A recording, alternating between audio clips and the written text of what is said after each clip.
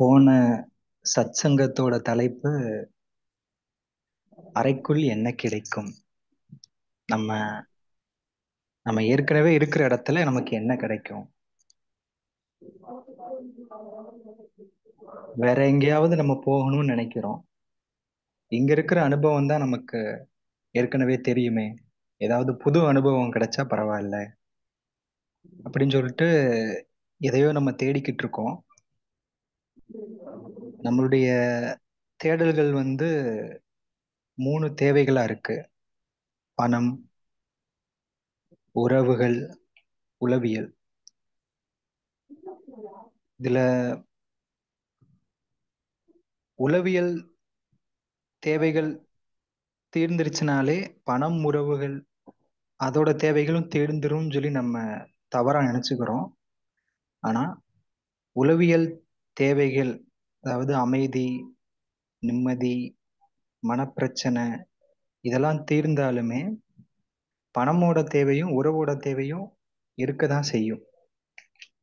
இந்த உளவியலோட தேவைகள் தீர்ந்துருச்சு அப்படின்னா அது மறைமுகமா வேணா உதவலாம். ஆனா பணத்தோட தேவைகளை பூர்த்தி செய்யறதுக்கும் உறவோட தேவைகளை பூர்த்தி செய்யறதுக்கும் நம்ம வேலை செஞ்சுதான் ஆகணும் அப்படின்றத பார்த்தோம். இப்ப இந்த மூணாவது தேவையான உளவியல் தேவை, அது பத்தி, அந்த பிரச்சனை இல்லாத நிலை, நிம்மதியான நிலை, திருப்தியான நிலை, எப்பயுமே 24 மணி நேரமும் இன்பமா இருக்கிற ஒரு நிலை அப்படின்றத, அந்த தேவைகளை பூர்த்தி செய்யறதுக்கு நம்ம என்ன பண்றது அப்படின்றத பாக்குறப்ப ஒரு கதை பார்த்தோம். Why not start from the peak. மலையோட உச்சி அடையிறதுக்கு ஏன் மலையோட உச்சியில இருந்தே தொடங்கக்கூடாது? அதாவது மலையோட உச்சியில தான் நம்ம ஏற்கனவே இருக்கிறோம் அப்படின்றத பார்த்தோம். அதாவது நம்ம உளவியல் தேவைகளை தீர்வு திருப்திப்படுத்திக்கிறதுக்காக நம்ம பயணம்னு ஒண்ணு ஆரம்பிச்சோம்னாலே அது நேரம்ன்ற ஒண்ணு உருவாக்கிடுது. நேரம்னு ஒண்ணு இருந்துச்சுனாலே அங்க ஞானம்ன்ற ஒண்ணு இல்லை. அதாவது நேரம்னு ஒண்ணு இருந்துச்சுனாலே அங்க விடுதலைன்னு ஒண்ணு இல்லை அப்படின்னு நம்ம புரிஞ்சுக்கலாம். அந்த புறப்பயணமோ அகப்பயணமோ ரெண்டை விட்ட நேரத்துலதான் நமக்கு ஞானம் கிடைக்குது அப்படின்றத பார்த்தோம். அதாவது அறிவு ஆன்ல இருக்கிறப்ப அந்த புறப்பயணமோ அகப்பயணமோ இருக்கு. அந்த அறிவை ஆஃப் பண்றப்ப நம்ம இருக்கிற இடத்துல ஹியர் அண்ட் நவ் அப்படின்னு சொல்லி சொல்லுவாங்க. நம்ம அந்த ஹியர் அண்ட் நவுக்கு வந்துடுறோம். அதைத்தான் நம்ம விடுதலையான நிலை, ஞானத்தினால கிடைக்கிற விடுதலை அப்படின்றத நம்ம பார்க்கிறோம். நமக்கு என்ன ஒரு மிஸ்கன்செப்ஷன், தவறான புரிதல் இருக்கு அப்படின்னா, பணத்தேவையை நம்ம தேடிதான் பூர்த்தி செஞ்சுக்கிறோம்.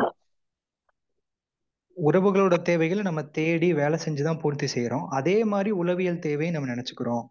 அந்த பாம்பு பணம்ன்ற ஒரு எலியை சாப்பிடுது, உறவுகள்ன்ற எலியை சாப்பிடுது, அப்புறம் உளவியல் அப்படின்ற ஒரு எலியையும் சாப்பிட முயற்சி பண்ணுது. ஆனா அதுக்கு அந்த பாம்பு அந்த உளவியலோட தேவைகளை தேடுறப்ப அது கிடைக்க மாட்டேங்குது. அந்த பாம்புக்கு அந்த உளவியலோட தேவைகள்ன்ற எலி அது கிடைக்க மாட்டேங்குது. அப்பதான் நம்ம சந்தேகப்படுறோம். அப்பதான் நம்ம அந்த பாம்பு மேலேயே, அதாவது உளவியல் தேவைகளை திருப்திப்படுத்திக்கிறதுக்காக முயற்சி செய்யற அந்த பாம்பு மேலேயே நம்ம சந்தேகப்படுறோம், புரிஞ்சுக்கிறோம். அப்ப பாம்பை கொல்லணும் அப்படின்றத நம்ம புரிஞ்சுக்கிறோம் அப்படின்றத ஆஹ் பார்த்தோம். எலிக்கு தீனி போட முடியாது அப்படின்றத பார்த்தோம். உளவியல் தேவைகள் தீர்த்துக்கிறதுக்காக ஒரு தீனி போடுற மாதிரி நம்ம போட முடியாது இந்த பாம்புக்கு. அந்த உளவியல் தேவை அப்படின்ற பாம்பையே நம்ம கொன்றணும் அப்படின்றத வந்து பார்த்தோம். இத அஹ், தேவைகள் வந்து தேவைகளா இருக்கிறப்ப பிரச்சனை இல்லை. அது ஆசைகளா மாறுறப்ப கூட பிரச்சனை இல்லை. வாண்ட் அதுவா மாறுறப்ப கூட பிரச்சனை இல்லை.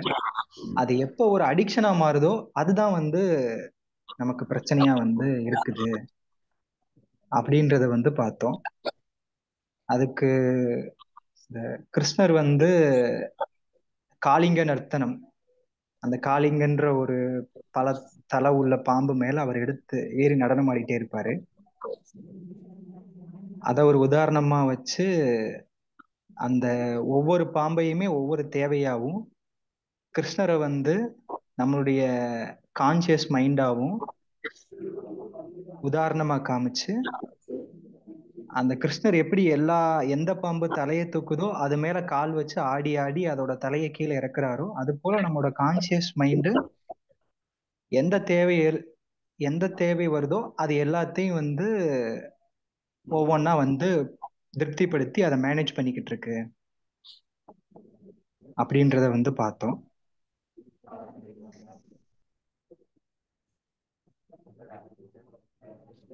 புறத்துல வந்து நம்ம ஒரு ஒரு இன்னொரு ஒரு வில்லாளி அவரோட துல்லியம் அப்படின்ற ஒரு ஜென் கதையும் பார்த்தோம் கடைசியா. அது புறத்துல வந்து நம்ம ஒரு இலக்கை வச்சு அந்த இலக்கை நோக்கி தான் நம்ம செயல்படணும். ஆனா அகத்துல என்ன இருக்குதோ அதையே தான் நம்ம இலக்கா எடுத்துக்கிறணும் அப்படின்றத வந்து பார்த்தோம்.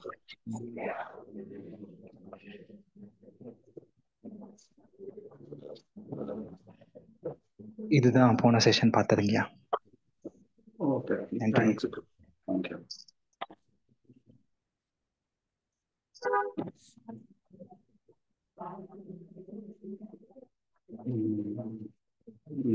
ஜஸ்ட் சொல்லும் போது என்னென்ன பாயிண்ட்ஸ் எல்லாம் கவர் பண்ணுன்ற மாதிரி சொன்னோம், நோட் பண்ணியிருந்தீங்க. அது ஃபர்ஸ்ட் ஸ்டெப்பு. ஸோ அடுத்தது வந்து நீங்க அதை வச்சு ஒரு ஒரு ஒரு ஸ்டோரி மாதிரி நீங்க ஃபார்ம் பண்ணணும். பண்ணிட்டு அதை 5 மினிட்ஸா டெலிவரி பண்ணீங்கன்னா அது லைவ்லியா இருக்கும். இல்லைன்னா அது எம்ஓஎம் படிச்ச மாதிரி பாயிண்டா இருக்குது. To first start with okay தான். ஃபர்ஸ்ட் நீங்க கவனிக்கிறீங்க, நோட் பண்றீங்க, அது அது வரைக்கும் கரெக்ட். அப்புறம் சொல்லும் போது நீங்க அப்படியே படிச்சீங்கன்னா அந்த பாயிண்ட் உங்களுக்கு புரியுதுக்காக எழுதின பாயிண்ட்ஸ் அதெல்லாம். ஸோ அதனால நீங்க அதை புரிஞ்சுக்கிட்டு என்ன புரிஞ்சுக்கிட்டீங்களோ அதை வந்து நீங்க டெலிவரி பண்ணணும். அப்பதான் அது பார்க்கும்போது லைவா இருக்கும். ஓ, அதுல கொஞ்சம் கொஞ்சம் மிஸ்டேக்ஸ் இருந்தா கூட ஓகே தான். பிளஸ் நீங்க நீங்க எக்ஸ்ட்ரா ஆட் பண்ணீங்களா அந்த கிருஷ்ணருடைய அந்த காலிங்க ஸ்னேக் அப்படின்ற மாதிரி, அதெல்லாம் கூட நல்லா தான் இருக்கு. ஸோ அந்த மாதிரி நீங்களா ஒன்று பண்ணி உங்க ஸ்டோரியை நீங்க 5 மினிட்ஸ்ல டெலிவரி பண்ணும்போது அது அழகா தெரியும். ஓஹோ, லாஸ்ட் இது வந்து ஒரு 5 to 10 மினிட்ஸ் எடுத்துக்கலாம் ஃபர்ஸ்ட், இல்லை ஷார்ட்டா கூட இருக்கலாம். ஏதோ ஒன்று உங்க ஸ்டோரியா இருக்கும். அப்போ நல்லா இருக்கும், இன்ட்ரெஸ்டிங்கா இருக்கும். அதுக்கு நான் முயற்சி பண்றேன். நெக்ஸ்ட் டைம் முயற்சி பண்றேன். அந்த ஒரு வீடியோ இருந்துச்சு அப்படின்னா ஓகே. இந்த பாக்குற எனக்கு அது கொஞ்சம் தெளிவா புரிஞ்சிடும். ஏன்னா நான் 2வது தடவை பாக்குறப்ப இன்னொரு தெளிவு கிடைக்குது. இதெல்லாம் நான் முதல் தடவை கவனிச்சப்ப புரியலையே அப்படின்ற மாதிரி. மேபி கொஞ்சம் சீக்கிரம் வந்துடும், இனிமேல் பிரச்சனை இருக்காது. முழுசாவே எடிட் பண்ணி போட்டுட்டு இருந்தோம், டைம் ஆச்சு. இனிமேல் எடிட் பண்ணி போட போகல. ஸோ அப்படியே முழுசாவே போட்டிருப்போம். ஸோ அதனால டக்குன்னு போட்டுருந்தோம். நன்றி ஐயா. நன்றி கண்ணா, தேங்க்யூ. ஓகே,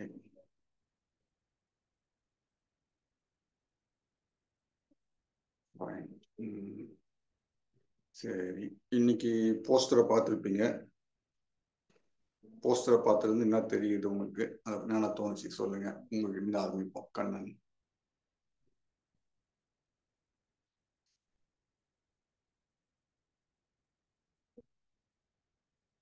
உங்ககிட்ட தான் கேட்குறேன். கண்ணன், போஸ்டர் பார்க்கும்போது அதில் என்னென்ன தோணுச்சு உங்களுக்கு?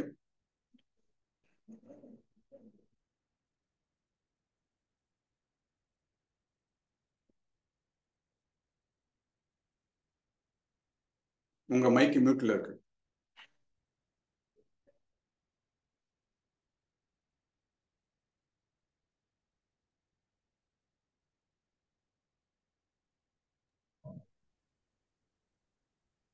ஐயா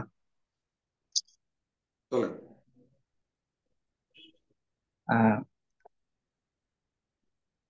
நம்ம இன்ப நாட்டம்ன்ற ஒரு விஷயத்த வந்து ஆசைன்ற ஒரு பாம்பை உதாரணமா காமிச்சிருக்கிறீங்க. அது வந்து எலிகளை சாப்பிட போகுது அப்படின்றதையும் காமிச்சிருக்கிறீங்க.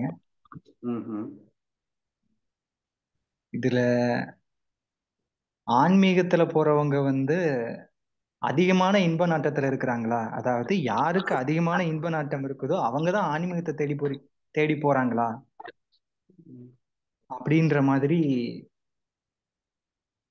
ஒரு புரிதல் இருந்துச்சுங்க. சாதாரண மக்கள் வந்து கம்மியான இன்ப நாட்டத்துல இருக்கிறாங்க. ஆன்மீகத்துல இருக்கிறவங்க அதிகமான இன்ப நாட்டத்துல இருக்கிறாங்களோ? அப்ப பார்த்தா பேராசை ஆன்மீகத்துல இருக்கவங்களுக்கு தான் இருக்குதா அப்படின்ற மாதிரி புரிஞ்சுதுங்கய்யா. எனக்கு அப்படித்தான் இருந்துச்சு. நான் சொல்லல, கண்ணன் தான் சொல்றாரு. ஆமாங்கய்யா. பாம்புன்னா எதை மீன் பண்ணுதுன்னு நினைக்கிறீங்க?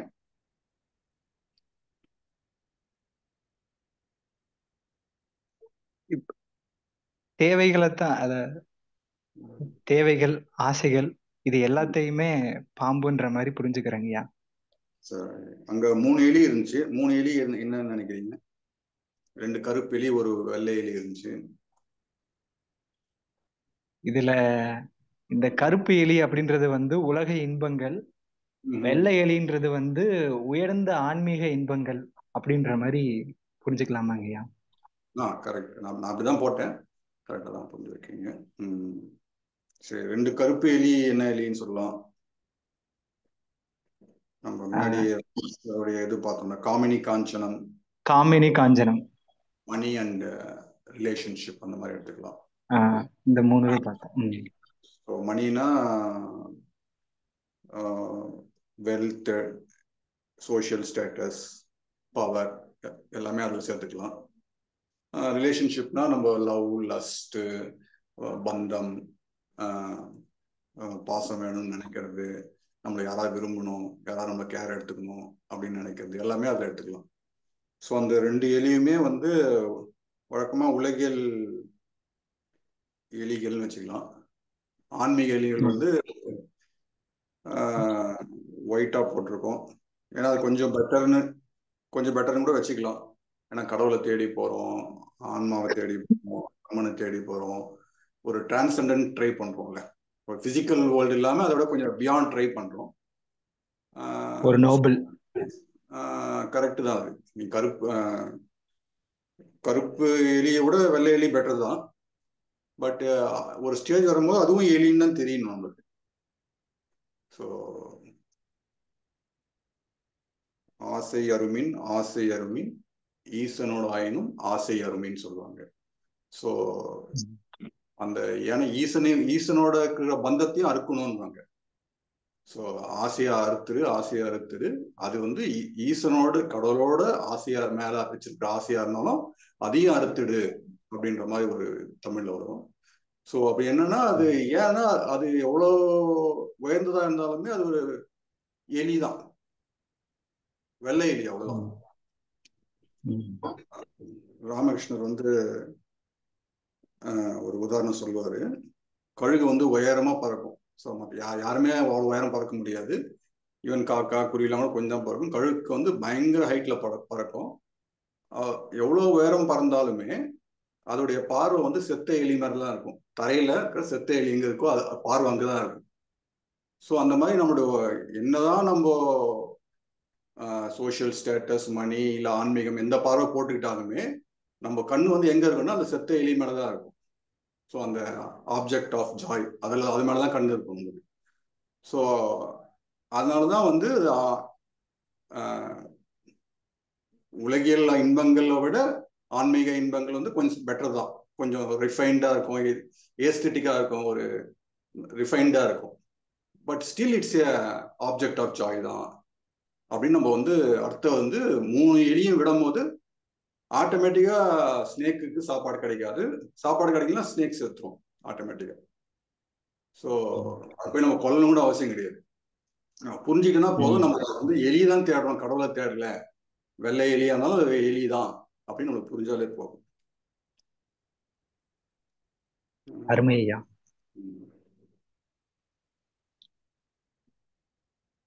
ரமணர் ஒரு இது சொல்லுவாரு, உதாரணம் சொல்லுவாரு. அந்த பிணத்தெல்லாம் எரிக்கும் போது அந்த அந்த பரியல் கிரவுண்ட்ல வந்து எரிப்பாங்க, பாடியை போட்டுட்டு கட்டெல்லாம் வச்சு எரிப்பாங்க. எரிக்கும் போது நிறைய கட்டெல்லாம் எரியாது, வேகாது, கொஞ்சம் வேகாது. அப்ப என்ன பண்ணுவாங்க, ஒரு கையில ஒரு தடி வச்சிருப்பாங்க. அந்த தடி பேர் தெரியல, ஏதோ ஸ்பெஷல் தடி பேரு. அந்த தடியை வச்சு மற்ற தடியெல்லாம் வந்து கரெக்டா எரியோடத்துக்கு ஹெல்ப் பண்ணுவாங்க. தூக்கி போடுவாங்க, அது எரிய நெருப்பு பக்கத்துல போடுவாங்க. ஸோ அந்த மாதிரி போடும்போது எல்லாவும் கரெக்டா எரிஞ்சிடுச்சா பார்த்து முடிச்ச உடனே கையில இருக்கிற தடியுமே நெருப்புல போட்டுருவாங்க. ஸோ அதுவும் எரிஞ்சு போயிடும். ஸோ அந்த மாதிரி ஃபர்ஸ்ட் அந்த 2 கருப்பு எலியும் நம்ம வந்து வெள்ளை எலியா தான் எரிக்க முடியும். ஸோ அதுக்கப்புறம் அந்த வெள்ளை எலியுமே நம்ம கீழே போட வேண்டியது இருக்கும். ஸோ வேதாந்தாலையும் அப்படிதான் நம்மளுக்கு சொல்லுவாங்க. ஃபர்ஸ்ட் வந்து இதெல்லாம் வந்து வேதா, அதுக்கப்புறம் தான் வேதாந்தா வரும். So end of the Veda தான் வேதாந்தான்னு சொல்லுவோம். ஸோ அப்போ வந்து ஃபர்ஸ்ட் அந்த நம்ம எப்படி உலகில் வாழணும் அந்த ரிச்சுவல்ஸ் எல்லாம் கற்றுக் கொடுப்பாங்க. ஸோ அதோடைய மாஸ்டர் ஆன அப்புறம் நம்ம ஸ்பிரிச்சுவல் நீட்ஸ் வரும். அப்புறம் ஸ்பிரிச்சுவல் நீட்ஸுமே விடுறோம். ஸோ இங்க வந்து கருப்பு 2 கருப்பு எலிய நம்ம கீழே போட வேண்டியது இருக்கு, with the help of white எலி. ஸோ வெள்ளை எலி மூலமா அந்த 2 எலியும் போட்டு அப்புறம் கடைசியில் வெள்ளை எலியும் போடணும். புத்தருடைய ஒரு ஜென் ஸ்டோரியில வரும், அங்க ஒருத்தர் வந்து ஒரு ஜென் மாஸ்டரை பார்க்கறதுக்கு வந்து காட்டுக்கு போவாரு. போகும்போது உங்க கூட பேசணும், என்லைட்மெண்ட் பத்தி தான் தெரிஞ்சுக்கணும்னு கேட்கும்போது, சரி நீ இருப்பா இங்கே இரு, நாளைக்கு நான் உனக்கு நாளைக்கு சொல்றேன் அந்த மாதிரி. சரி கம்னு அவர் பாட்டு சாப்பிட்டு உட்காந்துருப்பாரு. அப்போ அந்த ஜென் மாஸ்டர் வந்து காலைல எழுந்த உடனே டிஃபன் சாப்பிட்ட உடனே டிஃபன் சாப்பிட்றதுக்கு முன்னாடி அங்கே புத்தா ஸ்டாச்சுக்கு இருக்கும், அதுக்கு ஃப்ளவர்லாம் எடுத்து பறிச்சு வைப்பாரு. அப்புறம் அது ஏதாவது ரிச்சுவல்ஸ் எல்லாம் பண்ணுவாரு. அதுக்கப்புறம் ஆஃப்டர்நூனும் அதே மாதிரி ஏதாவது ரிச்சுவல் பண்ணுவாரு, ஈவினிங்கும் ரிச்சுவல் பண்ணுவாரு. அது மாதிரி அந்த புத்தா ஸ்டாச்சுக்கு வந்து ரொம்ப ப்ராப்பரா கேர் எடுத்து எல்லாத்தையுமே என்னென்ன பண்ணணுமோ பண்ணிட்டு இருப்பாரு. இயர்ஸ் டுகெதர் பண்ணிட்டு இருப்பாரு அந்த மாதிரி. அப்புறம் அன்னைக்கு வந்து நைட்டு வந்து ரொம்ப பனியா இருக்கும். அப்போ வந்து குளிர் அதிகமா இருக்கும். ஸோ எல்லாம் வந்து அப்போ நெருப்பு பற்ற வைக்கணும். அப்போ கட்டெல்லாம் எடுத்துட்டு வருவாங்க. கட்டெல்லாம் கொஞ்சம் அவிகிற மாதிரி இருக்கும். அப்போ கட்டை தேவைப்படும், கட்டை இருக்காது. அப்போ அவர் என்ன பண்ணுவார், மாஸ்டருக்கு டக்குன்னு புத்தா ஸ்டாச்சு இருக்கும், அது உட்டால் ஆனது தான், அதையும் போட்டு எரிக்க ஆரம்பிப்பார். அந்த வந்த டிசிபிள் புரியாது, என்னடா அது காலிலேருந்து வருஷக்கணக்காக இது ஒர்ஷிப் பண்ணிருக்காரு, காலைல டிஃபன் சாப்பிட்ட முன்னாடி முதல்ல புத்தாக்கு தான் படைக்கிறாரு, அது மாதிரி சாப்பிட்றதுக்கு முன்னாடி புத்தாக்கு படைக்கிறாரு, ஈவினிங்கும் அந்த மாதிரி ரிச்சுவல்ஸ் பண்றாரு, இப்போ என்னன்னா நைட் குளிர்னு சொல்லிட்டு எடுத்து எரிக்கிறாரு நெருப்புல அப்படின்ற மாதிரி அவன் யோசிக்கும் போது அந்த ஸ்டோரி அப்படியே முடிஞ்சிடும். ஸோ இந்த ஸ்டோரி என்னன்னா, ரிச்சுவல்ஸ் ஃபாலோ பண்றாரு, அப்புறம் அந்த ரிச்சுவல்ஸுமே கூட அவர் தூக்கி போட வேண்டியதா இருக்கு. ஸோ அதனாலதான் அவர் மாஸ்டரா இருக்காரு. ஸோ இங்க என்ன மிஸ்லீட் ஆயிடும்னா, அந்த இப்போ என்ன எடுத்தவொடனே நம்ம புத்தாவை தூக்கி ஃபயர்ல போட்டோம்னா நம்ம என்லைட்லாம் ஆக மாட்டோம். ஸோ அந்த டிசிபிள் ஏன் என்லைட் ஆனார்னா, அவரும் ரிச்சுவல்ஸை ஃபாலோ பண்ணியிருக்காரு. புத்தாக்காக நீ மற்றதெல்லாம் விடணும், உலகியல் ஆசைகள்லாம் விட வேண்டியது. நீ நான் மணியை நோக்கி போறது, எங்க ஏரியாவில் நான் தான் பெரிய ஆள் ஆகணும், பெரிய வீடு கட்டி ஆகணும், லேட்டஸ்ட் கார்லாம் எனக்கு வரணும், இந்த ஆசையெல்லாம் வந்து ஃபர்ஸ்ட் நீ புத்தாக்காக விடணும்.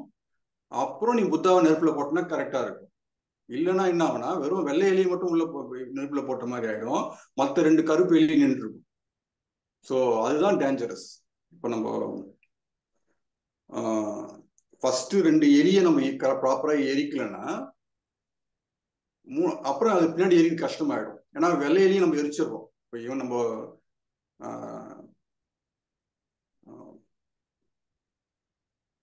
ஈவன் ஓஷோடைய டீச்சிங்ஸ் எல்லாம் எப்படி இருக்குன்னா, அவங்களும் ஃபர்ஸ்ட் 2 வந்து அவங்க எதுவும் ப்ராக்டிஸ்லாம் வேணான்றாங்க. நம்ம ஸ்ரீ பகவத் பிலாசபியும் ப்ராக்டிஸ் வேணான்றாங்க. ஸோ என்ன மீன் பண்ணணும்னா, அவங்க யாருக்குமே 2 எலியை எரிச்சிட்டு இருப்பாங்கன்றதுனால நம்ம வெள்ளை எலியை மட்டுமே பேசுவாங்க. ஸோ நம்ம வந்து ஆனா அன்பார்ச்சுனேட்லி புதுசா வர பீப்புள் இல்ல ஆன்மீகத்துல எதுவுமே ப்ராக்டிஸ் பண்ணாத போற பீப்புள் வந்து இதை கேட்கும்போது என்ன ஆகும், ஓ வெள்ளை எலி தான் எரிக்கணும் போடுது, புத்தா ஸ்டாச்சு தூக்கி நெருப்புல போடணும் போகுது. ஏன்னா அது புத்தாவே கிடையாது. அவனை பத்தி புட்டு தான் முதல்ல. ஃபர்ஸ்ட் புத்தாக்காக உன்னுடைய இச்சைகள் உன்னுடைய ஆசைகள்லாம் நீ விட வேண்டியது இருக்கும். அப்புறம் புத்தா மேல இருக்கிற ஆசையே நீ தூக்கி போட வேண்டியது இருக்கும். ஸோ இது 2 ஸ்டெப் ப்ராசஸ். நம்ம செகண்ட் ஸ்டெப் தான் நம்ம சொல்லிட்டு இருக்கோம். ஸோ அன்பார்ச்சுனேட்லி நிறைய பேர் என்ன ஆகிறாங்க, செகண்ட் ஸ்டெப்பை மட்டுமே நிறைய பேர் எடுத்துக்கிறாங்க. செகண்ட் ஸ்டெப் மட்டுமே பண்ணா ஒன்றும் ஆக போறது இல்லை. நீ ஒரு புத்தா ஸ்டேஜ் எடுத்து நீ நெருப்புல போட்டா என்லைட்லாம் ஆக மாட்டோம். ஸோ நீ ஃபர்ஸ்ட் புத்தா மேல நீ உன்னுடைய உணர்வு உன்னுடைய வேல்யூ அந்த புத்தாக்காக நீ உன்னுடைய எல்லாத்தையும் விடணும். அப்புறம் புத்தாவை நீ பிடிச்சிட்டு இருப்ப, அப்புறம் புத்தாவை பிடிக்கிறதையும் விடணும். ஸோ அப்படிதான் அந்த 2 ஸ்டெப் ப்ராசஸ்.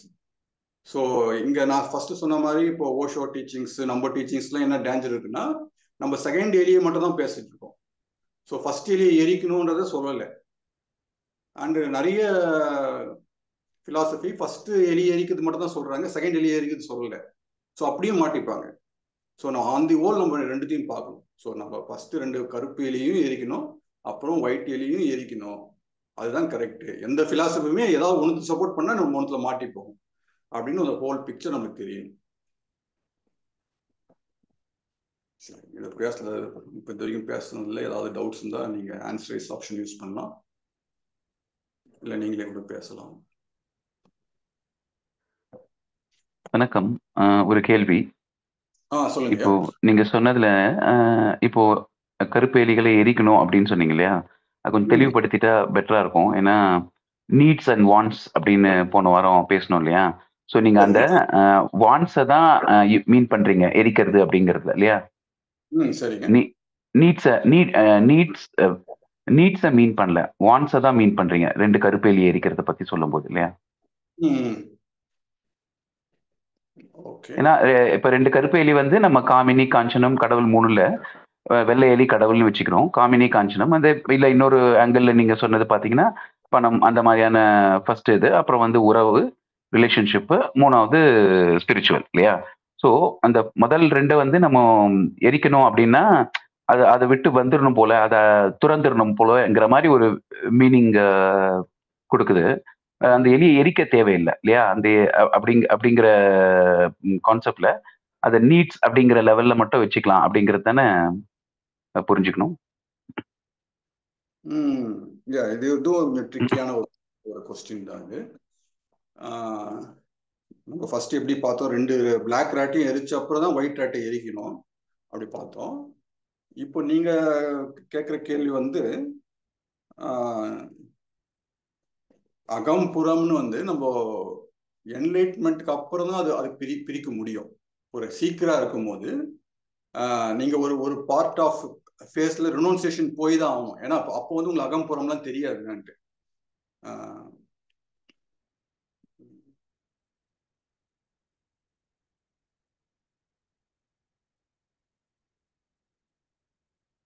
ஐயா கூட வந்து 4 வருஷம் ஒரு ஆன்மீகத்தில் ப்ராக்டிஸ் இருக்கணும் மினிமம் அப்படின்னு அந்த ஞான விடுதலையில் கண்டிஷன் போடுவார். ஓப்பனாக இருக்கணும், கொஞ்சம் முன்னாடி எக்ஸ்பீரியன்ஸ்டு ஆன்மீகத்தில் தேடலாம் இருக்கணும்னு சொல்லுவார். ஸோ ஒரு 4 வருஷம்ன்றார் அவருடைய இதில்.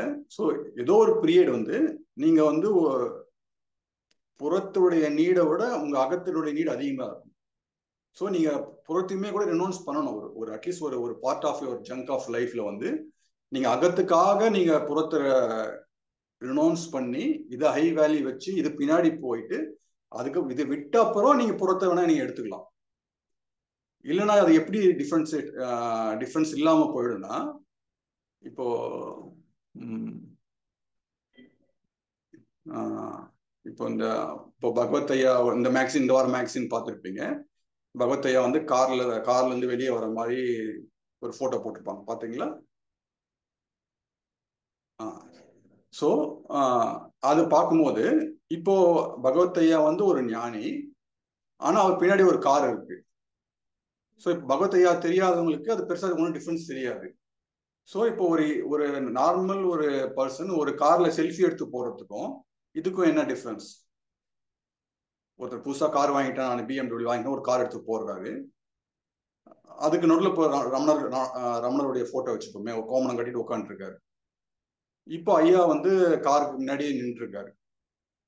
ஸோ இப்போ இந்த 3 ஸ்டேஜை நீங்க எப்படி நீங்க பார்க்கணும்னா, ஃபர்ஸ்ட் அந்த காரு வேணும், இல்லை வீடு வேணும், ஸ்டேட்டஸ் வேணும்னு சொல்லிட்டு அதோட ஒரு இன்டெலிஜென்ஸ் இருக்குது. இன்டெலிஜென்ஸ்னா ஒரு ஈடுபாடு இருக்கு. அதை வச்சு ஒரு இமேஜ் மேக் பண்றாங்க. அதை மேக் பண்ணி அதை சொந்தம் பண்றாங்க. நான் என் தெருவிலேயே யாருக்கும் இல்லாத காரை நான் வச்சிருக்கிறேன், சென்னையிலேயே இல்லாத பெரிய வீடு எனக்கு தான் இருக்கு, என் சொந்தக்காரங்கிட்டே இல்லாத பெரிய காலேஜ்ல என் பையன் படிக்கிறான்.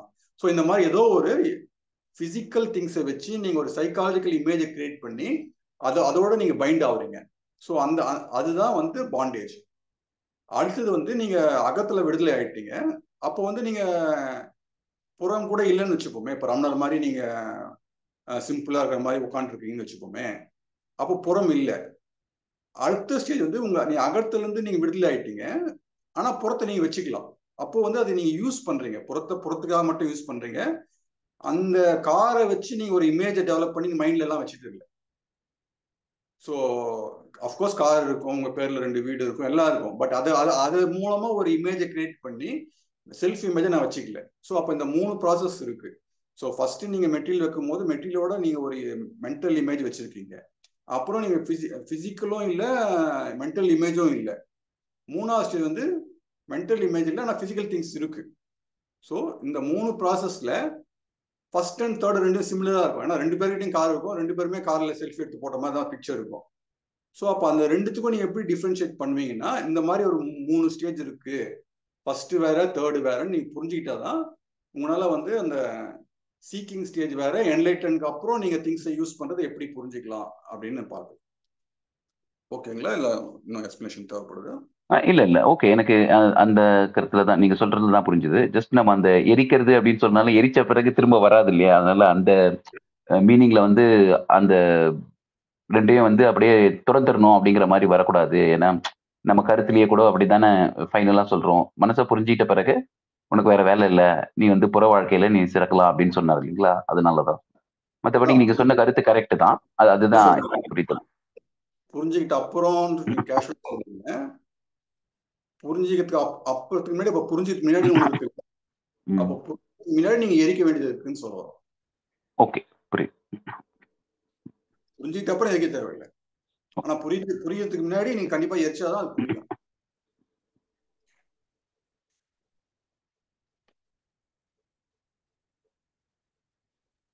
நன்றி ஐயா. தேங்க்யூ. சொல்லுங்க. இத ஞான விடுதலையில ஐயா உடைமை உடையவன் அப்படின்ற ஒரு கருத்தை சொல்லியிருப்பாரு. அந்த புரிதல்ல சொல்றேங்கய்யா, அது கரெக்டான்ட்டு செக் பண்ணிருங்க. ஃபர்ஸ்ட் ஸ்டேஜ்ல உடைமை இருக்குது, அந்த உடைமைக்கு ஏத்தாப்புல ஒரு உடையவன் இருக்கிறான் அகத்தளவுல. செகண்ட் ஸ்டேஜ்ல உடைமையை நம்ம துறக்குறோம், அப்ப உடையவனும் இல்லாம போயிடுறான். தேர்ட் ஸ்டேஜ்ல உடைமை இருக்கு, ஆனா உடையவன் இல்லை. இப்படி புரிஞ்சுக்கலாமாங்கய்யா? தேர்ட் ஸ்டேஜ்ல உடைமை இருக்குது, ஆனா உடையவன் இல்லை அகத்துல. ஞான விடுதலை சொல்லியிருக்காரா? ஆமாங்கய்யா, ஞான விடுதலையில. ஓஹோ, நான் மிஸ் பண்ணிருக்கேன். சூப்பர். கரெக்டா அதான் சொல்ற ட்ரை பண்றோம் நம்ம. அதே 3 ஸ்டேஜ். கார் இருக்கு, அந்த செல்ஃபி எடுத்த போடுற பர்சனும் இருக்காரு. அப்போ பாத்தீங்கன்னா அவன் வந்து அந்த ஆப்ஜெக்டை அவன் ஒரு மென்டல் இமேஜ் ஆக்கி பார்க்கலாம். ஸோ உடையவனும் இருக்கிறான், உடமையும் இருக்கு, ரெண்டுமே இருக்கு. ஸோ 2வது ஸ்டேஜ்ல நம்ம வெறும் ஒரு என்லைட்டட் பர்சன் ரமணர் மாதிரி எடுத்துக்கிட்டோம்னா, வெறும் அந்த பர்சன் இல்ல, திங்ஸும் இல்ல. ஸோ 3வது ஸ்டேஜ் வந்து திங்ஸ் இருக்கு, திங்ஸை வச்சு மென்டல் இமேஜ் கிரியேட் பண்ற பர்சன் கிடையாது. ஸோ இப்போ அந்த காரை வச்சு, கார் நல்லா இருக்கு, 3 பேரை கூப்பிட்டு போவோம், கொஞ்சம் புஷ் பேக் இருக்கு, ஏசி சூப்பரா இருக்கு, அந்த என்ஜாய் பண்ணலாம். ஆனா இந்த கார் எனக்கு இருக்கு, இதனால நான் உன்னை விட பெரிய ஆளு அப்படின்னு நம்ம மைண்ட்ல பின்னாடி ப்ரூவ் பண்ணிருப்போம். ஏதோ ஒரு விதத்துல நான் பெரியவன், உன் காரோட இது லேட்டஸ்ட் காரு, உன் காரோட இது பெருசு அப்படின்னு ஏதோ ஒரு இடத்துல கம்பேர் பண்ணிட்டே இருப்போம். அந்த சைக்காலஜிக்கல் கேம் க்ளோஸ் ஆயிடுது. அதுதான் உடையவன் இல்லைன்னு சொல்றோம். உடையவன்னா அந்த இப்பதான் கை காலம் இருக்க போகுது. அந்த கேம் ஆடுற பர்சன் இருக்காருல்ல, அந்த கேமர் இந்த மாதிரி பிசிக்கல் ஆப்ஜெக்ட்ஸை வச்சு பிசிக்கல் ஆப்ஜெக்ட்ஸோ இல்லை பிசிக்கல் பியூட்டி, நான் அவனோட ஹைட்டா இருக்கிறேன், அவனோட ஸ்ட்ராங்கா இருக்கிறேன், பத்தியா உன்னோட சூப்பரான ஒய்ஃப் எனக்கு கிடைச்சிருக்கு, உன்னோட சூப்பரான காலேஜ்ல என் பையன் படிக்கிறான், அந்த மாதிரி ஏதோ இடத்துல நீங்க ஒரு சூப்பர்லேட்டிவ் கம்பேர் கொடுத்துட்டே இருக்கீங்களே, அந்த உடையவன் தான் அங்க இல்லாம போறாரு. ஆப்ஜெக்ட்ஸ் இருக்கும். ஸோ நீங்க சொல்றது கரெக்ட் தான், பரவாயில்ல, கரெக்டா உங்களுக்கு ஞாபகம் வந்திருக்கு. சூப்பர். நன்றி ஐயா. நன்றி.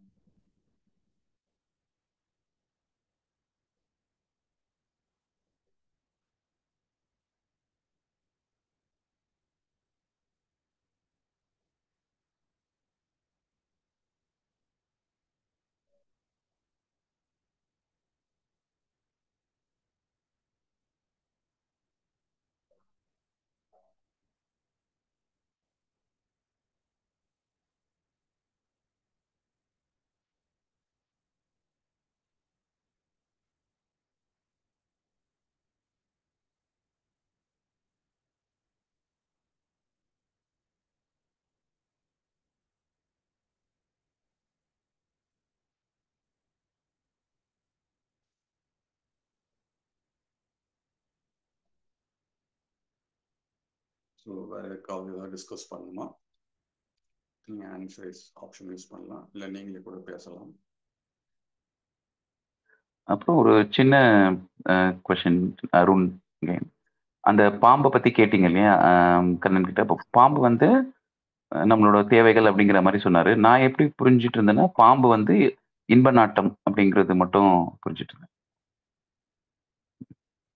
அது எது என்ன அர்த்தத்துல நீங்க போட்டீங்கன்னு சொல்ல முடியும்? ஸ்னேக் எதை ரெப்ரசென்ட் பண்ணுதுன்னா நம்மளுடைய நீட்ஸ். ஸோ நம்ம நீட்ஸ் எப்படி இருக்கும்னா, ஜஸ்ட் ஒரு எக்ஸ்பெக்டேஷனா இருக்காது, அது ஒரு டிசையரா இருக்கும். இப்போ சைக்காலஜிலையும் பண்ணுவாங்கன்னா அது ஜஸ்ட் எக்ஸ்பெக்டேஷன் மாதிரி சொல்லுவாங்க. நம்ம எக்ஸ்பெக்டேஷன் அனிமல்ஸ் கிடையாது, ஒரு காக்னிட்டிவ் எக்ஸ்பெக்ட் பண்றது கிடையாது. இப்போ ஏதோ நான் தேவைப்படுதுன்னா நம்மளுக்கு அந்த தேவைக்கேற்ற மாதிரி ஒரு மிருகமாக மாறிடுவோம். ஸோ அதுக்காக இப்படி யோசிப்போம், இல்லை அப்படி போய் பண்ணலாமா, இல்லை அப்படி போய் பண்ணலாமா, இல்லை கொஞ்சம் கொஞ்சம் கடைக்கு கொஞ்சம் டிலே ஆச்சுன்னா டென்ஷன் ஆகும். ஸோ ஒரு ஒரு விஷயத்துக்காக நம்ம எப்படி ஒரு மிருகம் வந்து கஷ்டப்படுமோ அதே மாதிரி நம்மளும் கஷ்டம், ஒரு நீட் ஃபுல்ஃபில் ஆகும்னா, சப்போஸ் நம்ம பசிக்குது அப்படின்னா, நம்ம பசினா இப்போ நான் ஒரு வாரம் நம்ம சாப்பிடலன்னா பசி, அதுதான் பசி நம்ம மீன் பண்றோம். ஸோ ஒரு வாரம் சாப்பிட்றோம், அதுக்கப்புறம் சாப்பிட முடியல, அதுக்கப்புறம் சாப்பாடு இல்லைன்னா நம்ம எல்லாமே சாப்பாடா தெரியும். நிலா கூட இட்லி மாதிரி தெரியும். யாராவது ஏதாவது பேசினாங்கன்னா சாப்பாடை பத்தி பேசுற மாதிரி தெரியும், அந்த வார்த்தைலாம் காதுல விழும். ஸோ இது சாப்பிடலாமா அதை சாப்பிடலாமா அப்படின்னு சாப்பாடை பத்தியே யோசிச்சுட்டு இருப்போம். சாப்பாடு எப்படியாவது கிடைக்காதான்னு சொல்லிட்டு நம்ம அழைஞ்சிட்டு இருப்போம். ஸோ அப்போ வந்து சாப்பாடு தேடுபவனாவே ஆயிடுவோம். ஸோ அந்த மாதிரி ஒரு ஸ்னேக் தான் நீட்ஸ் நம்ம சொல்றோம். நம்மளோட நீட்ஸ் எல்லாமே டிசையர்ஸ் தான். டிசையர்ஸ் மூலமா நம்ம நீட்ஸை ஃபுல்ஃபில் பண்றோம். ஸோ அதனால நம்ம வந்து ஒரு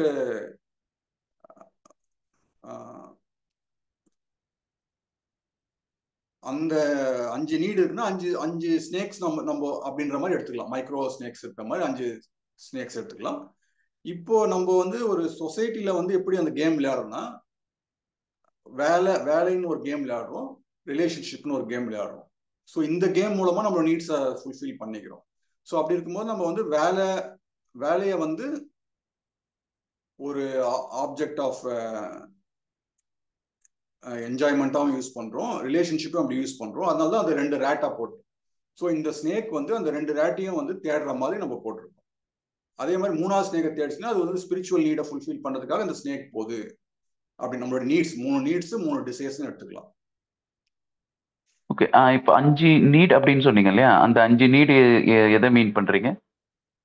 நம்ம மாஸ்குலோ ஹைரார்கிக்கல் நீட்ஸ் இருக்குல்ல, ஓ அதை மீன். ஓகே ஓகே ஓகே, நான் இந்த உணர்ச்சியை மீன் பண்ணல, மாஸ்குலோ.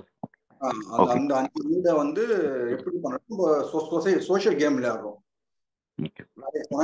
சாப்பாடு கிடைச்சிடும், செக்யூரிட்டி கிடைச்சிடும், ஓகே கிடைச்சிடும் அந்த மாதிரி. ஓகே, அப்போ அந்த 5 நீடுமே வந்து 5 டிஃப்ரெண்ட் நீடா இருந்தாலும் அதோட பேஸ் வந்து ஒன்னே ஒண்ணுதான். அந்த நீடு நம்மளோட ஆசை நாட்டம் மட்டும்தான். ஆமா, ஒவ்வொரு ஸ்டேஜ்ல மாறிட்டே போகுது. ஓகே. ஆமா, பயாலஜி எப்படி பண்ணுதுன்னா நமக்கு நீடை வந்து நம்ம நீடுன்னு தெரியாது. இப்போ எனக்கு வந்து என் பாடிக்கு வந்து புரோட்டீன் தேவை, ஃபைபர் தேவை, கார்போஹைட்ரேட்ஸ் தேவைலாம் எனக்கு தெரியாது. அது எப்படி அது கோட் பண்ணிருக்குன்னா, சவுப்பா ஏதாவது பார்த்தீங்கன்னா அதை போய் சாப்பிடு. ஏன்னா சவுப்பா இருக்கிறது வந்து பழமா இருக்கும். அந்த பழத்துல வந்து கார்போஹைட்ரேட்ஸ் இருக்கும், புரோட்டீன் இருக்கும், எல்லாம் இருக்கும். அதனால நீ வந்து சவுப்பை நோக்கி போ, உன் கண்ணுக்கு ரெட் கலர்லாம் பளிச்சுன்னு தெரியும் அப்படின்ற மாதிரி அது கோட் பண்ணியிருக்கும். ஸோ நம்மளுக்கு வந்து புரோட்டீனை தேடி போறோம்னு நமக்கு தெரியாது. நம்மளுக்கு அந்த ரெட்டை பார்த்தோன்னே ஒரு ஆசை வந்துடும், அதை சாப்பிடணும்னு சொல்லிட்டு. அவ்வளவுதான். ஸோ இந்த கேம் தான் விளையாடிட்டு. ஸோ எல்லா நீட்ஸுமே நம்மளுக்கு ஒரு டிசைரா தான் நம்மளுக்கு கொடுக்கப்பட்டிருக்கும். நன்றி. Correct, very good, thanks.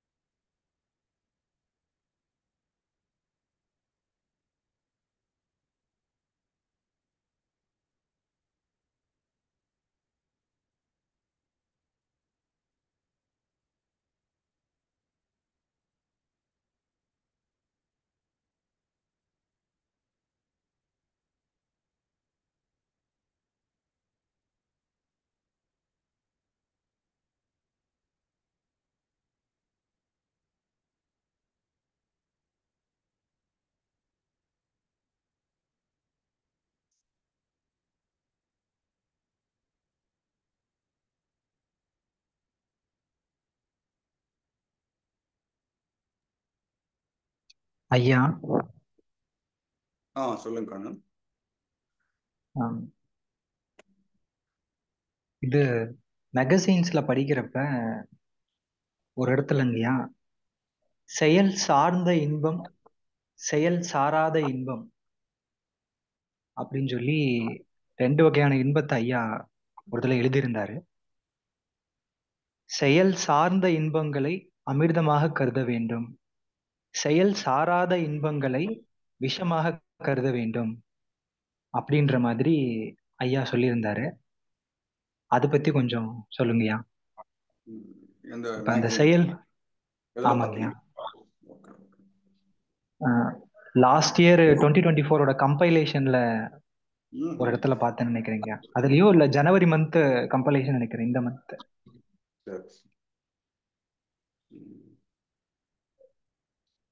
இதுல செயல்ன்றது புறம் நம்ம எடுத்துக்கலாம். புறம் சார்ந்த செப்டம்பர் மாதம் பகவத் பாதம் நினைக்கிறேன், செப்டம்பர் அக்டோபர். தேங்க்ஸ்மா. ஓகே, ஸோ இப்போ நம்ம வந்து பிசிக்கல் திங்ஸ் மூலமா ஏதோ ஒரு ஜாய் வருதுன்னு வச்சுக்கோமே. இப்போ நான் வந்து வேலைக்கு போறேன், கொஞ்சம் கொஞ்சமாக காசு சேர்த்து வைக்கிறேன், அதுக்கப்புறம் வீடு கட்டுறேன் அப்படின்னும் போது வீட்டு கிரக பிரவேசத்துக்கு எல்லாரையும் கூப்பிடுறேன், சந்தோஷமா இருக்கு, எல்லாம் வீட்டுக்கு வந்து பார்த்து சந்தோஷப்படுறாங்க, நல்லா பண்ணிருக்கிறப்பா, சூப்பர்ப்பா, பரவாயில்ல, இந்த எங்கேஜ்ல எவ்வளோ வீடு கட்டிட்டு அது நல்ல இடத்துல கட்டிருக்கேன், இங்க ரியல் எஸ்டேட்டும் சூப்பராக ஏறிடும், சூப்பர் அப்படின்னு பாராட்டுறாங்கன்னா ஒரு சந்தோஷம் வரும். ஸோ அதுதான் நம்ம ஒரு செயல் செஞ்சுட்டு ஒரு அதுல மூலமா ஒரு இன்பமா கிடைக்குது நமக்கு, அது ஓகே தான். இப்போ நம்ம ஸ்பிரிச்சுவல் பீப்புள் என்ன ட்ரை பண்ணாங்கன்னா, நம்ம இன்டெலிஜென்ட்டா நீ ஃபிசிக்கல் ஆக்டிவிட்டி பண்ணி எஃபர்ட்ஸ் போட்டு அது எல்லா எஃபர்ட்ஸும் சக்ஸஸ்ஃபுல்லான அப்புறம் பீப்புளோடைய அப்ரிசியேஷன் கிடைச்சி அதுக்கப்புறம் மைண்ட்ல என்ன கிடைக்குது, ஒரு சந்தோஷம் கிடைக்குது, நிம்மதி கிடைக்குது, அப்போ அதையே ஹேக் பண்ணிடலாம் அப்படின்றது தான் ட்ரை பண்ணாங்க. ஸோ அந்த மாதிரி ட்ரையும் பண்ணாங்க, ஓரளவு சக்சீடும் ஆச்சு அது. ஸோ அதுதான் மெடிடேஷன் டெக்னிக்ஸ்ன்னு நம்ம சொல்றோம். ஒரு அமைதி, எதுவுமே செய்யாம ஒரு அமைதி கிடைக்குது, இல்லை ஒரு எக்ஸ்பீரியன்ஸ் கிடைக்குது, ஒன்னஸ் கிடைக்குது, ஒரு ஜாய் பிளிஸ் கூட கிடைக்குது. ஸோ இதெல்லாம் கிடைக்குது. பட் இதை வந்து பாடியை அப்ரிஷியேட் பண்றது இல்லை.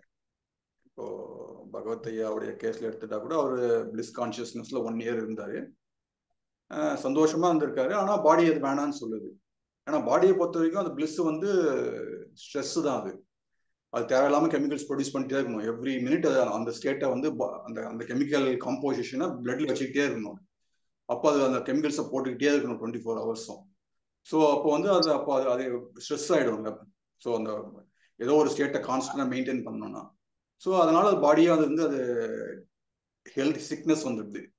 ஸோ நம்ம body is not design to be happy, is not design to be in bliss, it's throws away the Joy. So சந்தோஷத்தை தூக்கி போடுது அது. ஸோ ஏன்னா மாடரேட்டாக தான் வச்சுக்கணும். அது மாடரேட்டாக எப்படி வரும்னா, ஃபர்ஸ்ட் எதுக்கு ஃபர்ஸ்ட் அந்த சந்தோஷத்தை கொடுக்குது நம்ம பாடி நம்மளுக்குன்னா, நீ ஒரு ஆக்ஷனை செஞ்சினா நீ வந்து அப்ரிசியேஷன் வாங்கிக்கோ அப்படின்றதுக்காக தான் அது நம்மளுக்கு கொடுத்துருக்கு. நீ வந்து ஒரு எக்ஸாம், ஒரு ஸ்டூடெண்ட் இருக்காருன்னு வச்சுக்கோமே, அவர் புக்கை படிக்கிறாரு, சிலபஸ் ஃபினிஷ் பண்றாரு, அதுக்கப்புறம் எக்ஸாம் எழுதுறாரு. எக்ஸாம் எழுதுனா மார்க் நீ வந்து 95% எடுத்திருப்ப, 90% எடுத்திருக்கன்னு ஒரு மார்க் போட்டு அப்ரிசியேஷன் கொடுக்குறாங்க. ஸோ 95% எதுக்குன்னா, அந்த 95ன்ற லெட்டர்ல ஒன்றும் கிடையாது, அந்த 95/100 போட்டதுலயும் ஒன்றும் கிடையாது. ஸோ என்ன மீன் பண்ணுதுன்னா, you are having a thorough knowledge about that subject, you are a subject matter expert. அந்த ஃபீல்ட்ல உனக்கு இதெல்லாம் தெரிஞ்சிருக்குது. 100% தெரிஞ்சிருக்குல்ல, 95% தெரிஞ்சிருக்கு. You had become knowledgeable person. அதை தான் அப்படி 95 இண்டிகேட் பண்றாங்க. இப்போ நான் வந்து ஏதோ ஒரு கவுன்சிலர் தெரியும், இல்லை அந்த யூனிவர்சிட்டியில் ஏதோ ஒரு ஆளை வச்சு 95% வாங்கிட்டேன்னா, ஸோ இப்போ எனக்கு எப்படி அந்த நாலேஜ் எல்லாம் வராது. ஸோ அந்த 95 மார்க் ஷீட்ல இருக்கும், ஆனா எனக்கு ஒன்றும் தெரியாது. புத்தகம் கேள்வி கேட்டால் பதில் சொல்லி நிற்பேன், திருன்னு முழிப்பேன். ஸோ எதுக்காக நம்ம லைஃப் பயாலஜிக்கலா எப்படி கொடுத்துருக்குன்னா, நீ வந்து ஒரு வீடு வாங்கினீங்கன்னா நாளைக்கு உன் ஒய்ஃபு குழந்தை எல்லாமே செக்யூர்டா இருப்பாங்க. ஸோ அந்த மாதிரி ஒரு நல்ல விஷயத்த செஞ்சீங்கன்னா மற்றவங்களாம் பாராட்டணும். அப்போ அந்த ஆக்டை பாராட்டணும்ல. அப்போ பாராட்டும் போது உனக்கு சந்தோஷம் கிடைக்கணும். ஸோ உனக்கு வந்து இந்த ஆக்ஷன் பண்றதுக்காக ஒரு ரிவார்டுக்காக தான் மார்க் கொடுக்கப்படுது, சந்தோஷம் கொடுக்க போகுது. நீ வந்து ரொம்ப இன்டெலிஜென்ட்டா நீ பயாலஜியை நீ ஹேக் பண்ணணும்னு நினைச்சின்னா அதுக்கு மேல ஹேக் வச்சிருக்குது. ஸோ அதை அப்ரிஷியேட் பண்ண, அதை டீக்ரேட் பண்ணிடும் அது.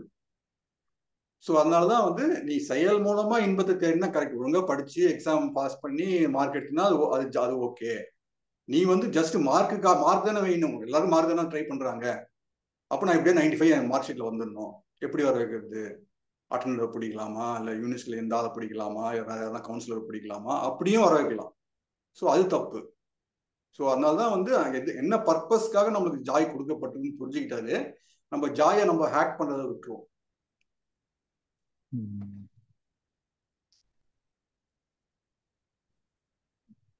எந்த வகையான இன்ப அப்படி பார்த்தோம்னா, நம்ம நேச்சர் எந்த மாதிரி நம்மளை டிசைன் பண்ணியிருக்கு அப்படின்னா, முடிஞ்ச அளவு இந்த புறத்தை நீ முடிஞ்ச அளவு அண்டர்ஸ்டாண்ட் பண்ணு, ம், புரிஞ்சுக்க, அதுல கான்சியஸ் ஆயிக்க ம். அப்படின்ற ஒரு அந்த கான்சியஸ்ல நம்ம வளர்ந்துக்கிட்டே இருக்கணும் அப்படின்ற ஆஸ்பெக்ட்ல தான் நம்ம டிசைன் பண்ணியிருக்கு ஏங்கயா. கான்சியஸ்னஸ்லாம் நம்ம ஸ்பிரிச்சுவல் டேர்ம், அதெல்லாம் ஸ்பிரிச்சுவல் டேர்ம் தான். இல்ல அவேர்னஸ் முடிஞ்ச அளவு எக்ஸ்டர்னல் வேர்ல்ட்ல நீ அவேர் ஆயிரு. இல்ல அது எக்ஸ்டர்னல் வேர்ல்டு அவேர்னஸ்னா கூட திருப்பி அது கான்சியஸ்னஸ் அவேர்னஸ்ன்ற வேர்ட்ஸ்லாம் யூஸ் ஆகுது. எக்ஸ்டர்னல் திங்ஸை ஆர்கனைஸ் பண்ணலாம், பண்றதுக்கு பெட்டரா பண்றது தான் நம்மளுக்கு கொடுத்துருக்கு, அவ்வளவுதான். ஸோ இன்டெலிஜென்ஸே வந்து நம்மளுக்கு ஆர்கனைஸ் பண்றது தான். இப்போ ஒவ்வொரு அனிமலுமே அதே 5 நீடு தான் ஃபுல்ஃபில் பண்ணுது, நம்மளும் அதே தான் பண்றோம்ல.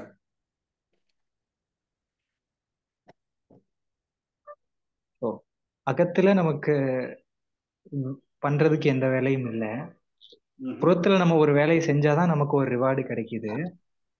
அந்த புறத்துல நம்ம செய்யற வேலை அப்படின்றது வந்து புறத்தை பத்தின நம்மளுடைய புரிதலா இருக்கு. அப்ப புறத்தை பத்தின புரிதலை நம்ம வளர்த்துக்கிட்டே கொண்டு போறோம்.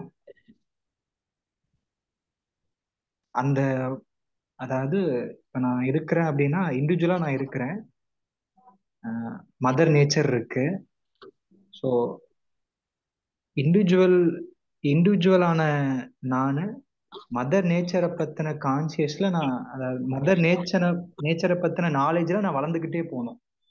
அந்த மாதிரிதான் நேச்சர் டிஃபைன் பண்ணியிருக்கு ஏங்கயா. ம் ம் அப்படியும் எடுத்துக்கலாம் நீங்க. மதர் நேச்சர் தான் நம்ம இதுதான் நமக்கு எல்லாமே கிடைக்க போகுது, நம்ம நீட்ஸ் எல்லாமே கிடைக்க போகுது.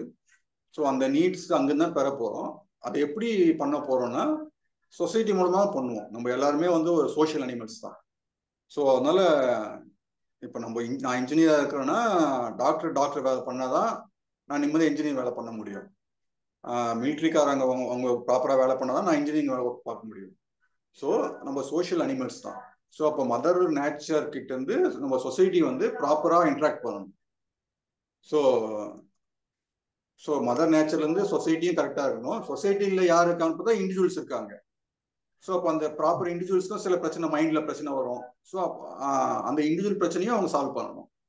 ஸோ 3 லேயர் நமக்கு பிரச்சனை இருக்கும். ஆஸ் சிங்கிள் இண்டிவிஜுவல் சந்திரசேகருக்குன்னு சில பிரச்சனை இருக்கும். சந்திரசேகர் பிறந்த சொசைட்டி தமிழ்நாட்டில், இந்தியாவில், இல்லை பீகார்ல ஏதோ ஒரு இடத்துல எங்க போகணும், அந்த சுச்சுவேஷனுக்கு ஏற்ற மாதிரி ஒரு பெக்குலியரான பிரச்சனை இருக்கும். பிளஸ் மதர் நேச்சருக்கு அதுக்கு ஒரு பிரச்சனை இப்போ இருக்கும். இப்போ கொரோனா டைமா இருக்கலாம், இல்லை இப்போ ஃப்ளட்டா இருக்கலாம், இல்லை எர்த்குவேக்கா இருக்கலாம். ஸோ எனக்கு 3 லெவல்ல பிரச்சனை வரும்.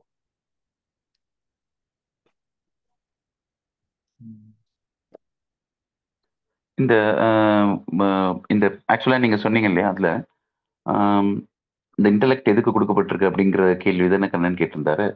ஆக்சுவலா வந்து நம்ம லிம்பிக் பிரெயின்ல இருந்து வர்றத கண்ட்ரோல் பண்ண முடியுமான்னு நம்ம ப்ரீஃப்ரண்டல் கார்டெக்ஸ் ட்ரை பண்ணுது இல்லையா. ஆக்சுவலா நம்மளோட நம்ம அதை யூஸ் பண்ணி தான் கல்ச்சர்டா கண்ட்ரோல் பண்றோம். ரெப்டிலியன் பிரெயின் என்ன பண்ணலாம் கூடாது. ஸோ அதை பேஸ் பண்ணிக்கிட்டு ஓகே, இதையும் நம்ம இந்த நடுவில் இருக்க லிம்பிக் பிரெயின்ல வரக்கூடிய எமோஷன்ஸையும் கண்ட்ரோல் பண்ண முடியுமா பண்றோம். பட் அது வெறும் சிம்டம்ஸ்க்கு மட்டும்தான், நடக்கிறதுக்கு ஏற்ற மாதிரி தான் அது வரும். அதை கண்ட்ரோல் பண்ண முடியாது. பட் அதுக்கு கீழே இருக்க பிரெயினை வந்து நம்ம கண்ட்ரோல் பண்ண முடியும். அதுதான் நமக்கும் அனிமல்ஸ்க்கும் உள்ள டிஃபரன்ஸ். ஓரளவுக்கு கண்ட்ரோல்னா ஒரு பேசிக் அப்படிங்கிறது புரிஞ்சுக்கும்.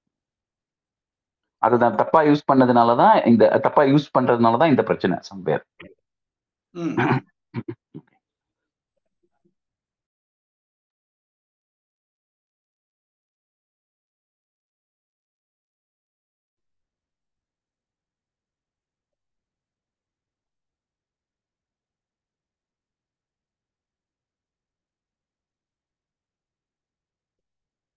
ஸோ வேற யாருக்காவது டவுட்ஸ் இருந்தால் ஆன்சர்ஸ் யூஸ் பண்ணுங்க, இல்லை நீங்களே கூட அட்மிட் பண்ணிட்டு பேசலாம்.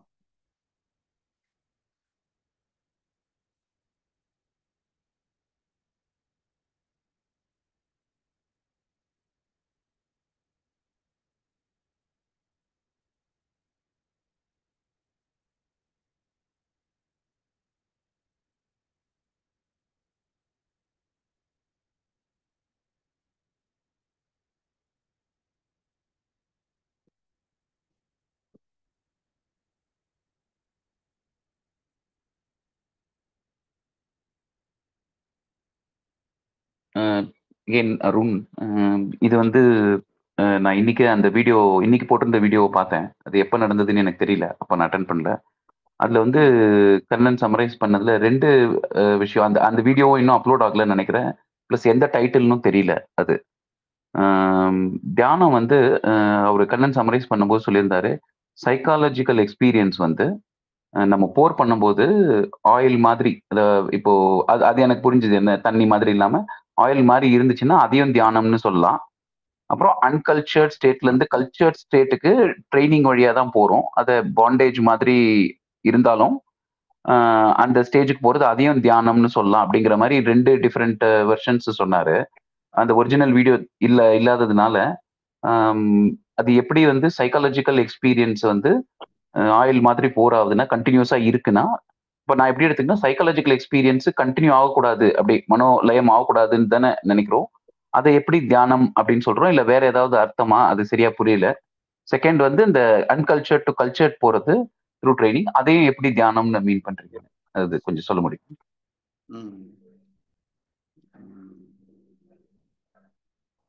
தியானத்தின் முக்கியத்துவம்ன்ற டாபிக்ல பேசியிருப்போம். மேபி அந்த வீடியோ என்ன வரலையான்னு தெரியல, நான் பார்க்குறேன்.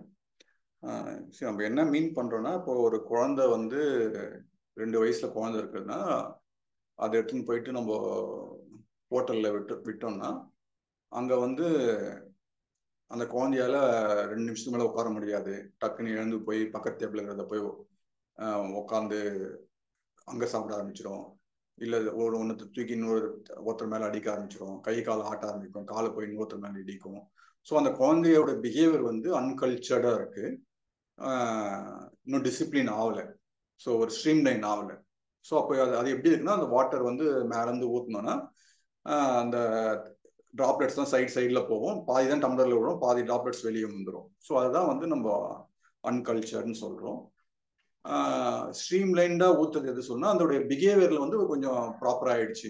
கரெக்டாக சாப்பிடுது, சிந்தாமல் சாப்பிடுது, தட்டில் இருந்து கீழே ரைஸ்லாம் வேலை, வாய்க்குள்ளே மட்டும்தான் சாப்பாடு போகுது, மேலெல்லாம் சாப்பாடு வேலை.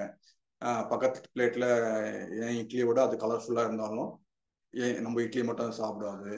ஸோ அங்கே கலர்ஃபுல்லாக இருக்குன்னு சொல்லி அந்த பிளேட்டில் போய் கை வைக்காது. ஸோ இதெல்லாம் தான் நம்ம டிசிப்ளின் சொல்கிறோம், இல்லை கல்ச்சர்னு சொல்கிறோம், இல்லை மெடிடேஷன் சொல்கிறோம். ஸோ நம்ம மைண்ட் வந்து அப்போ அதே ஆசை தான் வருது. இப்பயும் அந்த குழந்தைக்கு தெரியுது, நம்ம இட்லி வெள்ளையா போர் அடிக்குது, அங்கே சப்பாத்தி பரோட்டா நான் சாப்பிட்டு இருக்காங்க, கலர்ஃபுல்லாக இருக்கு, இதை விட அது அட்ராக்டிவா இருக்குன்னு தெரியும், அது மைண்டுக்கு தெரியும்.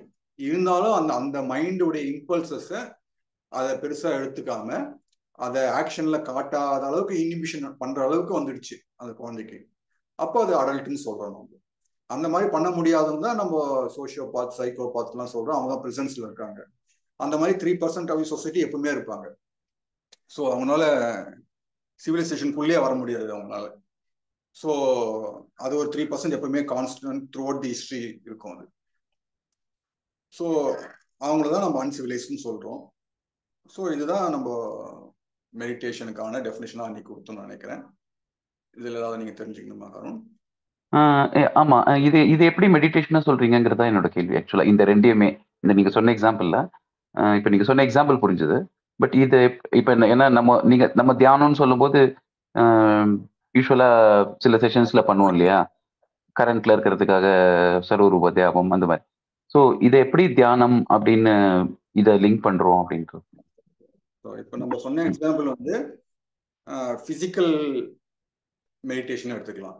ஸோ பிசிக்கல் மெடிடேஷன் என்ன மீன் பண்றோம்னா, ஃபர்ஸ்ட் குழந்தைக்கு வந்து கை கால்லாம் ஆடிட்டே இருக்கும், ஒரு கோஆர்டினேட்டடா இருக்காது, பக்கத்து பெட்ல போய் கையை விடும். ஸோ இது வந்து சிவிலைஸ்ட் ஆகல. ஸோ அப்போ வந்து நீ பிசிக்கலா நீங்க சிவிலைஸ் பண்றீங்க, கை ஒழுங்கா இருக்குது, கரெக்டா கை வாய்க்குள்ள மட்டும் போகுது, கை இங்கெல்லாம் போய் சாப்பாடு மேல விழல. ஸோ இதெல்லாம் பண்ணி பிசிக்கலா நீங்க ஓரளவுக்கு ஒரு ஆயில் மாதிரி தின் லைன்டா ஒரு ஆக்குறீங்க. இப்போ ஆனா மைண்ட் அது எப்படி இருக்குன்னு தெரியாது உங்களுக்கு. ஸோ இப்போ மைண்ட் வந்து இங்க இது ஆக்கின அப்புறம் பிசிக்கல் ஆக்ட ஒரு கண்டென்ஸ்டா ஒரு ஏஸ்தட்டிக்கா ஒரு ஃப்ரீ ஃப்ளோவா ஒரு பியூட்டிஃபுல்லா ஆக்கின அப்புறம் அகத்துல எப்படி இருக்கு நம்ம இதுவும் கவலைப்படல. ஏன்னா இதுவே பெரிய பிரச்சனையா இருந்துச்சு. நம்ம ஒழுங்கா சாப்பிட்டு வெல் பிஹேவ் பண்றதே சொசைட்டில பெரிய விஷயமா இருந்துச்சு. இப்போ அடுத்த டாஸ்க் பார்த்தோன்னா வெளியே பிசிக்கலா கரெக்டா ஆப்ரேட் பண்ணிட்டு இருக்கோம். கரெக்டா ஹேண்ட் ஷேக் கொடுக்குறோம், வாங்கன்னு சொல்றோம், பொலைட்டா பிஹேவ் பண்றோம், நீங்க முதல்ல பிளேட் எடுத்துங்க, நீங்க முதல்ல சாப்பிடுங்கன்னு சொல்றோம். ஸோ பிசிக்கலா நம்ம பொலைட் ஆயிட்டோம். ஆனா அப்படி ஆயிட்டோன்னு சொல்லிட்டு திரும்பி பார்த்தா உள்ள இம்பொலைட்டா இருக்கும். உள்ள பார்த்தா ஏகப்பட்டது வந்துட்டு ஆடிட்டு இருக்கு. ஸோ அந்த சைக்காலஜிக்கல் கை காலெல்லாம் ஓரளவுக்கு ஒரு ரெகுலேஷன் கொண்டு வர்றது தான் மெடிடேஷன் சொல்றோம். இந்த சைக்காலஜிக்கல் பாடியை நீங்க ஏதோ ஒரு ரெகுலேஷன் கொண்டு வரீங்களா? முதல்ல பிசிக்கல் பாடியை ரெகுலேஷன் கொண்டு வந்துட்டீங்க. அதுதான் சொசைட்டி பண்ணுது. Through morality and social learning வந்து உங்களை ஒரு அடல்ட் ஆக்கி விட்டுடுது. ஆனா உங்களை அகத்துல பண்ணல. ஸோ அது அகத்துல பண்றது தான் நம்ம மெடிடேட்டிவ் ப்ராசஸ் யூஸ் பண்ணணும். புரிஞ்சிருச்சு. இன்னும் அதுலயே இன்னும் ஒரு கேள்வி. நீங்க வந்து 2 டிஃபரெண்ட் பிலாசபர்ஸ் பத்தி சொல்லியிருந்தீங்க. ரமணர், ராமகிருஷ்ணன் அது மாதிரி ஒரு சைட்லயும், இன்னொரு சைட்ல புத்தா, ஜேகே, நம்ம ஐயா அப்படின்னு சொல்லியிருந்தீங்க. அப்போ ஒருத்தர் வந்து ஆத்மனை எக்ஸ்பீரியன்ஸ் பண்ண முடியும்னு சொல்றாங்க. அந்த மூஜி அவங்கள பத்திலாம் சொல்லியிருந்தீங்க. இன்னொரு சைட்ல வந்து நீங்க இன்ஃபர் தான் பண்ண முடியும் அப்படின்னு சொல்லியிருந்தீங்க. ஜஸ்ட் என்னோட ஒரு சின்ன அப்சர்வேஷன் வந்து ஆத்மன் லிஸ்ட்ல வந்து ஜேகே வரமாட்டாரு. ஏன்னா அவர் ஆத்மாவை பத்தி பேசவே மாட்டாரு. அப்படி ஒன்று இருக்குன்னு சொல்ல மாட்டாரு. செகண்ட் வந்து எனக்கு என்ன கொஸ்டின் ஆக்சுவலானா அதுல அதான் என்னோட புரிதல், மேபி தப்பான்னு தெரியல. ஆத்மாவை பத்தி அவர் பேசவே மாட்டாரு. ஆத்மா அதை பத்தி, ரீபர்த் அதை பத்தி, ஜேகே மட்டும். அடுத்து வந்து பர்மனன்ட் ஸ்டேட் அப்படின்னு நீங்க வந்து ஒன்று சொன்னீங்க. ஸோ நம்ம பார்ட்ஸ் எப்படி ஹோலை புரிஞ்சிக்க முடியும்? நாம ஒரு பார்ட், நாம எப்படி வந்து ஹோல் புரிஞ்சிக்க முடியும்னு சொன்னீங்க. அது கரெக்ட். ஒரு ஃப்ராக்மெண்டட் ஸ்டேட் வந்து அதை புரிஞ்சிக்க முடியாது. அப்போ பர்மனன்ட் ஸ்டேட் அப்படிங்கிற ஒரு வேர்டு யூஸ் பண்ணீங்க. பர்மனன்ட் ஸ்டேட் வந்து இன்ஃபர். அப்போ நான் என்ன கேட்கறேன்னா, அந்த இன்ஃபர் பண்ணாலுமே கூட நம்ம ஒரு பார்ட்டை பர்மனன்ட் ஸ்டேட்டு இருக்கும் அப்படின்னு எப்படி இன்ஃபர், இப்போ ஒரு விஷயத்தை இன்ஃபர் பண்றோம்னா ஒன்னுல இருந்து இன்னொன்னு தெரிஞ்சுப்போம். இல்ல ஏதோ ஒரு எக்ஸாம்பிள் வச்சு சொல்லலாம். இல்லைன்னா வந்து இது இப்படி இருக்கலாம் டிரைவ் பண்ணி சொல்லலாம். இப்ப இது இருக்கா இல்லையானே தெரியாது. ஓகே, இன்ஃபரன்ஸ் எப்படி அந்த வேதாந்த, எனக்கு அது அவ்வளவா நான் படிச்சது இல்லை. ஓகே, அதனால வந்து ஒருவேளை இருக்கா, எப்படி அதுல இன்ஃபரன்ஸ் நம்ம சொல்லறோம்? ஒரு பர்மனன்ட் ஸ்டேட்டோ இல்ல ஒரு பெருசு இருக்கோ அப்படிங்கிறத எதுல இருந்து இன்ஃபர் பண்றோம் அப்படின்னு. ஓகே, ஸோ நம்ம அன்னைக்கு சாரி மன்னிக்கணும். அப்புறம் அதுல நீங்க அந்த E = mc² அதெல்லாம் சொல்லியிருந்தீங்க. பட் அதுவும் எனக்கு புரியல இந்த எக்ஸாம்பிளுக்கு அதுக்கும். ஏன்னா எனர்ஜி மாஸ் வேற ஃபார்ம்ல இருக்கு. ஆனா வந்து எப்படி வந்து எனர்ஜி இருக்கோ மாஸ்க் பின்னாடி எல்லாத்துக்கும் பின்னாடின்னு அவர் சொல்றாரோ அதை நீங்க கம்பேர் பண்ணீங்க. ஆனா அந்த எக்ஸாம்பிள் எனக்கு அது கேட்டேன், அதனால தான் சொல்றேன். அதையும் இதையும் என்னால லிங்க் பண்ண முடியல. ஓகே, ஒரு பார்ட் வந்து ஹோலை புரிஞ்சுக்க முடியும்ன்றதுக்கும் எல்லா மாஸ்க்கு பின்னாடியும் எனர்ஜி இருக்குங்கிறத இதையும் இந்த எக்ஸாம்பிள் அந்த எக்ஸாம்பிளையும் வச்சு இன்ஃபர் பண்ண முடியல. அதனால தான் சரி தெளிவுபடுத்திக்கலாம் கேட்டேன். தேங்க்ஸ். அந்த வீடியோ இன்னும் ரிலீஸ் பண்ணலை. மேபி ஃப்ரைடே ரிலீஸ் பண்ணணும்னு நினைக்கிறேன். யாரை நம்புவதுன்ற மாதிரி, யாரெல்லாம் ஞானிகள் யாரெல்லாம் அஞ்ஞானிகள்ன்ற மாதிரி பேசியிருக்கோம். ஸோ அதோடைய ஜஸ்ட் நான் சொல்கிறேன், சொல்லிட்டு உங்கள் கொஸ்டின்ஸ்க்கு ஆன்சர் பண்ணுறேன். நம்ம உலகம் உருண்டை அப்படின்றது நம்ம லேட்டஸ்ட்டாக நம்ம கண்டுபிடிச்ச உண்மை. அதுக்கு முன்னாடி உலகம் வந்து தட்டை தான் அப்படின்னு சொல்லியிருந்தாங்க. இன்னும் கூட 30% ஆஃப் தி அமெரிக்கன்ஸ் வந்து உலகம் வந்து தட்டையாக தான் இருக்கு, பைபிள் அப்படிதான் சொல்லியிருக்கு, ஸோ அதுதான் உண்மை அப்படின்ற மாதிரி நம்ம சொல்லிட்டு இருக்கோங்க. அண்ட் இது வந்து மற்ற கண்ட்ரிஸ்லும் இப்படி தான் இருக்கும் நினைக்கிறேன். ஸோ எதுக்கு இந்த எக்ஸாம்பிள் சொல்கிறோன்னா, நம்மளுக்கு எக்ஸ்பீரியன்ஷியலாக எப்படி தெரியுதுன்னா ஃப்ளாட்டாக தான் தெரியுது. நம்மளுக்கு உலகம் வந்து ஃப்ளாட்டாக தான் தெரியுது. கண்ணெதுக்கு பார்த்தா தெரு முனை வரைக்கும் ஃப்ளாட்டாக தான் இருக்குது. அந்த தெருமுனையில் போய் பார்த்தா அடுத்த தெருமுனையும் ஃப்ளாட்டாக தான் இருக்குது. அந்த தெருமுனையில் போய் பார்த்தா அடுத்த தெருமுனையும் ஃப்ளாட்டாக தான் இருக்குது. நான் 10 கிலோமீட்டர் நடந்தாலும் ஃப்ளாட்டாக தான் இருக்குது. ஸோ அப்போது எக்ஸ்பீரியன்ஷியலி நான் பார்த்தேன்னா உலகம் வந்து தட்டை தான், ஃப்ளாட்டு தான் அப்படின்னு நான் எழுதணும். அப்படிதான் எழுதுனாங்க. ஏன்னா அதுவும் ஒரு இடத்துல கரெக்ட். ஏன்னா எக்ஸ்பீரியன்ஸ்ல நம்மளுக்கு அதான் தெரியுது. கண்ணு காது பார்த்து நான் பார்க்கும்போது 5 சென்சஸ் வச்சு பார்க்கும்போது நம்மளுக்கு ஃப்ளாட் தான் தெரியுது. ஸோ அதுக்கப்புறம் 6வது சென்ஸை யூஸ் பண்ணா என்ன நடக்குதுன்னா, ஃப்ளாட் இல்லையோன்னு ஒரு டவுட் வருது. அதுக்கப்புறம் ஜஸ்ட் அதை என்கொயர் பண்ண அப்போ ஃப்ளாட்டா இருந்தா தூரத்துல இருந்து கடல் கிட்ட போய் பார்க்கும்போது ஒரு கப்பல் வருதுன்னா பூமி இப்படி இருக்குன்னா இப்படி இப்படி வரும்போது இப்படி அதிகமாயிட்டே ஒரு ஹைட் வரும். ஸோ அப்போ ஃபிளாட்டா தான் நமக்கு ஒரே மாதிரி தானே வரணும், ஏன் இப்படி இந்த ஹைட் இன்க்ரீஸ் வருது, அப்போ ஃபிளாட் இல்லாம இருக்குமோ அப்படின்ற ஒரு டவுட் வரும்போது அதுக்கப்புறம் கொஞ்சம் கொஞ்சமா என்கொயரிலாம் பண்ணி ஓகே உலகம் வந்து உருண்டையா தான் இருக்கு அப்படின்னு இன்ஃபர் பண்றோம், கண்ணுக்கு தெரியல. அதுக்கப்புறம் சேட்டலைட்லாம் வந்து மேல இருந்து போட்டோ எடுத்த அப்புறம் தான் அதெல்லாம் நம்மளுக்கு ஓகே உருண்டைன்னு புரிய ஆரம்பிச்சிச்சு. ஸோ வந்து நம்மளுக்கு வந்து ஃபர்ஸ்ட் 5 அறிவு வச்சு யூஸ் பண்ணும் போது ஒரு ட்ரூத் சொல்லுது நம்ம பாடி, அப்புறம் 6வது அறிவு யூஸ் பண்ணும் போது ஒரு இன்னொரு ட்ரூத் சொல்லுது. ஸோ இதை வந்து வேதாந்த அழகா முதல்ல ஆரம்பிக்கும் போது சொல்லுவாங்க, ஃபர்ஸ்ட் 5 சென்சஸை பத்தி சொல்லுவாங்க, அப்புறம் 6வது சென்சஸ் சொல்லுவாங்க. இது ரெண்டுத்துக்கும் உள்ள கான்ஃபிளிக்ட் வந்துதான் நீ 6வது சொல்ற சென்ஸ் தான் நீ எடுத்துக்கணும் அப்படின்னு அந்த ஹைரார்க்கியும் ஃபிக்ஸ் பண்ணிடுவாங்க. ஸோ சப்போஸ் இது ஒரு ட்ரூத் சொல்லுது, இது ஒரு ட்ரூத் சொல்லுதுன்னா இது ரெண்டும் ஆப்போசிட்டிங்கா இருந்தா நீ எந்த ட்ரூத் எடுத்துக்கணும் அப்படின்னு ஒரு கேள்வி வரும்போது நீ வந்து 6வதான அறிவு சொல்ற ட்ரூத்தை தான் மேலே எடுத்துக்கணும், இதை கீழே போட்டுக்கணும் அப்படின்னு சொல்லிடுவாங்க ஃபர்ஸ்ட். அதுக்கப்புறம் தான் வேதாந்த என்கொயரிக்கு உள்ளே போவாங்க. அப்புறம் சென்சஸ் என்ன சொல்லுது, அதுக்கப்புறம் இன்டெலெக்ட் என்ன சொல்லுதுன்னு சொல்லிட்டு கடைசியா வந்து இன்டெலெக்ட் வந்து நீ பிரம்மம், நீ தான் ஆத்மன் அப்படின்னு சொல்லி முடிப்பாங்க.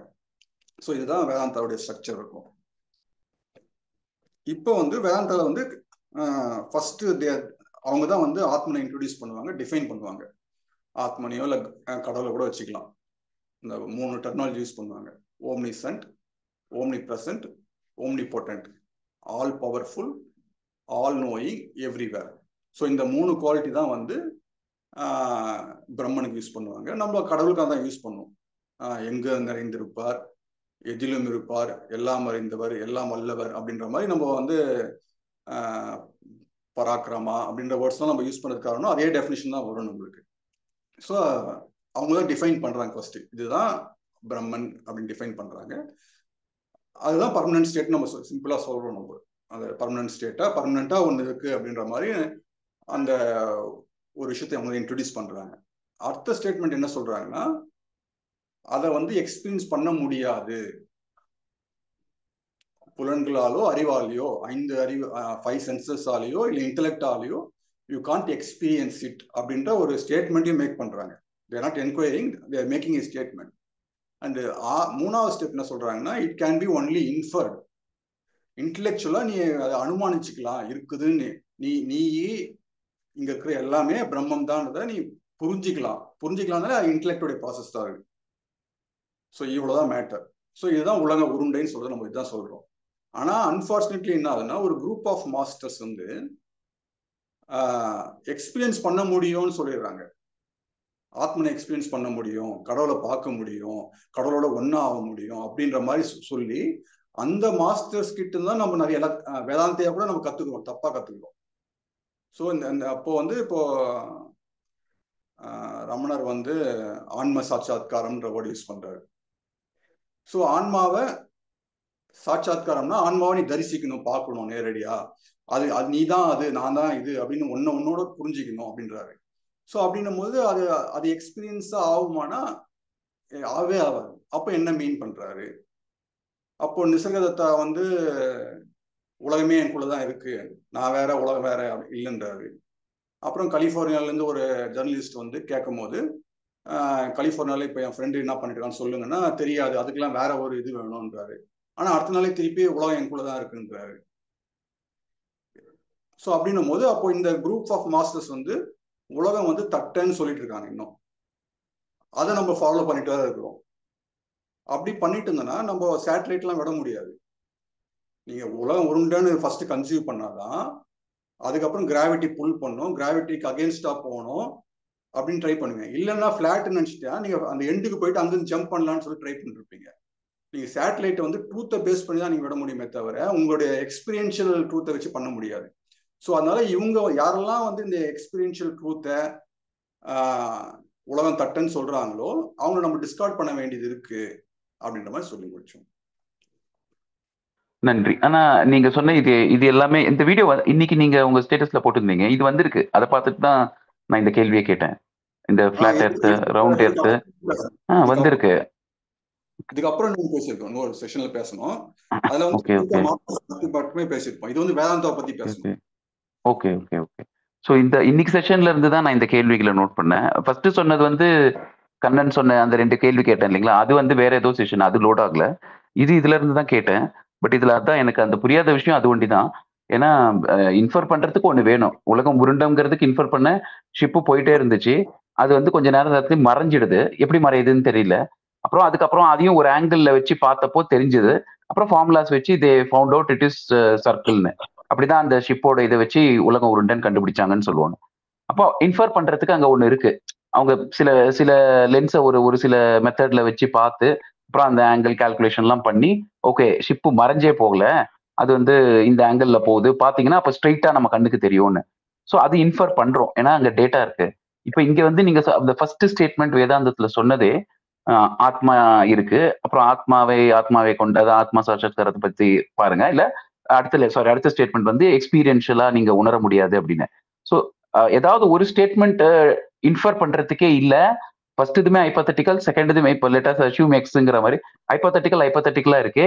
அப்ப நம்ம வந்து எப்படி ஆன்மா இருக்கு, ஆன்மான்னு ஒண்ணு இருக்கு அப்படிங்கிறதுக்கு எந்த இன்ஃபரன்ஸ் இல்லையே, எப்படி சொன்னாங்க, அதுல வேதாந்தத்துல ஏதாவது இருக்கா அப்படிங்கறது என்னோட கொஸ்டின். நான் ஃபர்ஸ்ட் ஒன்னே ஹைபோதெட்டிக்கலா தான் எனக்கு படுது. ஆத்மான்னு ஒண்ணு இருக்கு, ஓகே எப்படி இருக்கு எனக்கு தெரியல, நீங்க சொல்லுங்க. அடுத்தது அதை எக்ஸ்பீரியன்ஷியலா புரிஞ்சிக்க முடியாது. ஃபர்ஸ்ட் எக்ஸ்பீரியன்ஷியலா புரிஞ்சிக்க முடியும் இல்ல இன்ஃபர் பண்ண, ரெண்டுமே எனக்கு தெரியாது, இருக்கா இல்லையானே தெரியாது இல்லையா? சோ எப்படி இன்ஃபர் பண்றது அப்படிங்கறது தான் என்னோட அந்த இப்ப மாஸ் E=mc²ல மாஸ் இருக்கு, ஃபார்முலா வச்சும் பார்க்க முடியும், எனர்ஜி தான் வந்து பாசிவா ஸ்டோர் ஆயிருக்குங்கிறது இன்ஃபர் பண்ண முடியுது அது பலவித எக்ஸ்பெரிமெண்ட்ல. இதுல அது புரியாததுனால தான் எனக்கு வந்து யோசனை, எதை வச்சு இன்ஃபர் பண்றது? ஃபர்ஸ்ட் ஸ்டேட்மெண்ட்டே வந்து எனக்கு உண்மையா இல்லையான்னு தெரியல அப்படிங்கிறது தான் என்னோட கொஸ்டின். நன்றி. அதுவும் கரெக்ட் தான். ஃபர்ஸ்ட் ஸ்டேட்மெண்ட் நம்மளுக்கு உண்மையா இல்லைன்னு தெரியாது. நம்மளுக்கு ஒரு நிமிஷம்.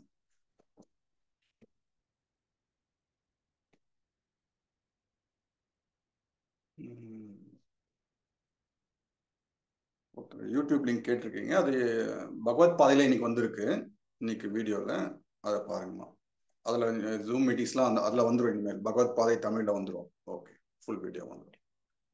ஸோ அருண், நீங்க என்ன கேட்குறீங்கன்னா ஃபர்ஸ்ட் ஸ்டேட்மெண்ட்டே வந்து ஹைப்போதெட்டிக்கல் தானே அப்படின்ற மாதிரி பண்றீங்க. அது ஹைப்போதெட்டிக்கல் தான் அது.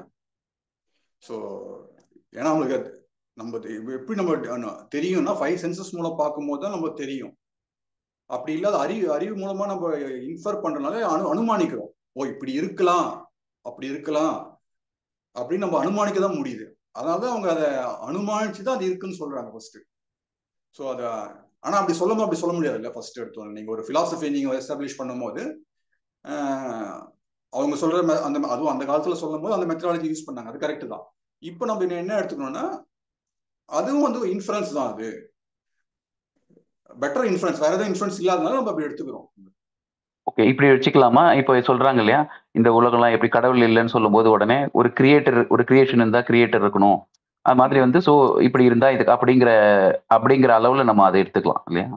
ஏதோ ஒரு லாஜிக்ல நம்மளுக்கு ஓகே ஓகே ஏதோ ஒரு மெடிடேஷன் ஃபீலிங்ல உட்காந்துட்டு இருக்கும்போது என் கையை சாதாரணமா பார்க்கும்போது 5 விரல் இருக்குது.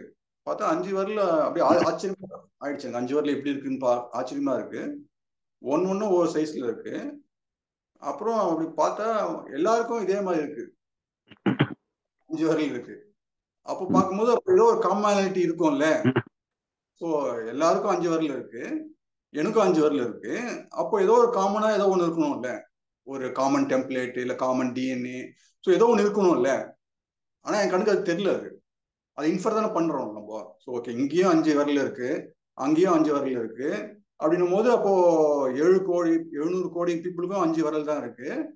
அப்போ இவங்களுக்கு தனியா ஏதாவது ஒரு டெம்ப்ளேட் இருக்குமா, அதோட இன்ஸ்டன்ஸ் தான் நம்ம அப்படின்ற ஒரு தாட் வந்தது. ஸோ அந்த மாதிரி ஒரு இன்ஃபரன்ஸ் தான் அது.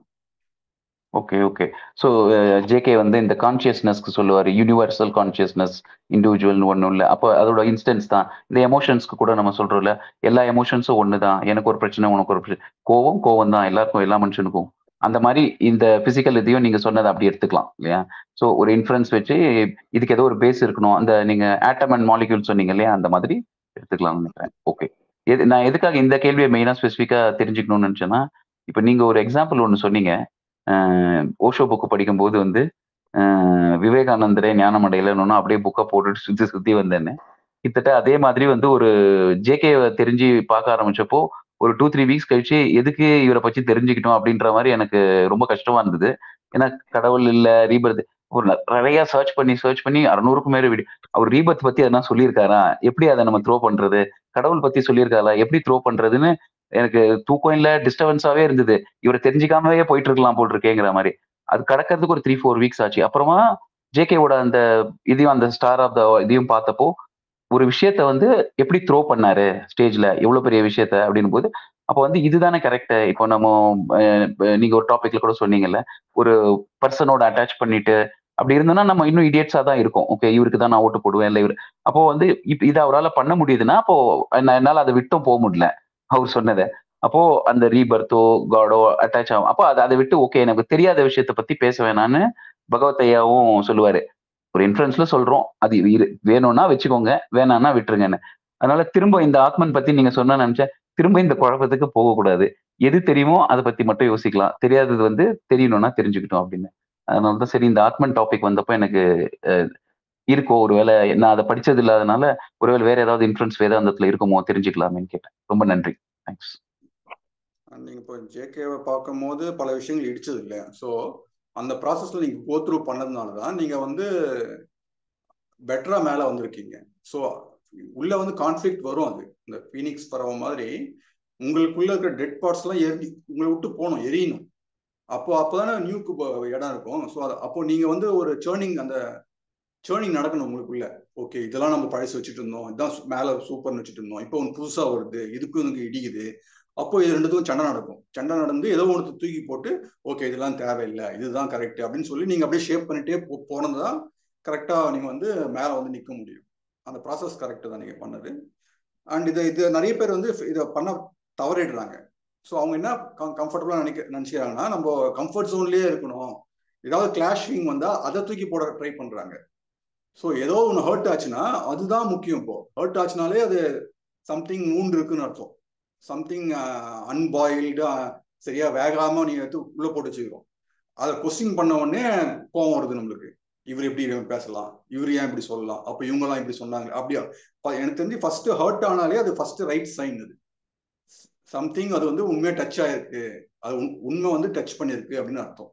ஸோ அந்த ப்ராசஸ்க்குள்ள போகாதவன் தான் வந்து they will stuck with a single master பண்ணிட்டு அவங்களுக்கு டிசைபிளா, உண்மையான டிசைபிளா இருக்கிறன்ற மாதிரி ப்ரூவ் பண்ணிட்டு இருப்பாங்க உட்காந்துட்டு.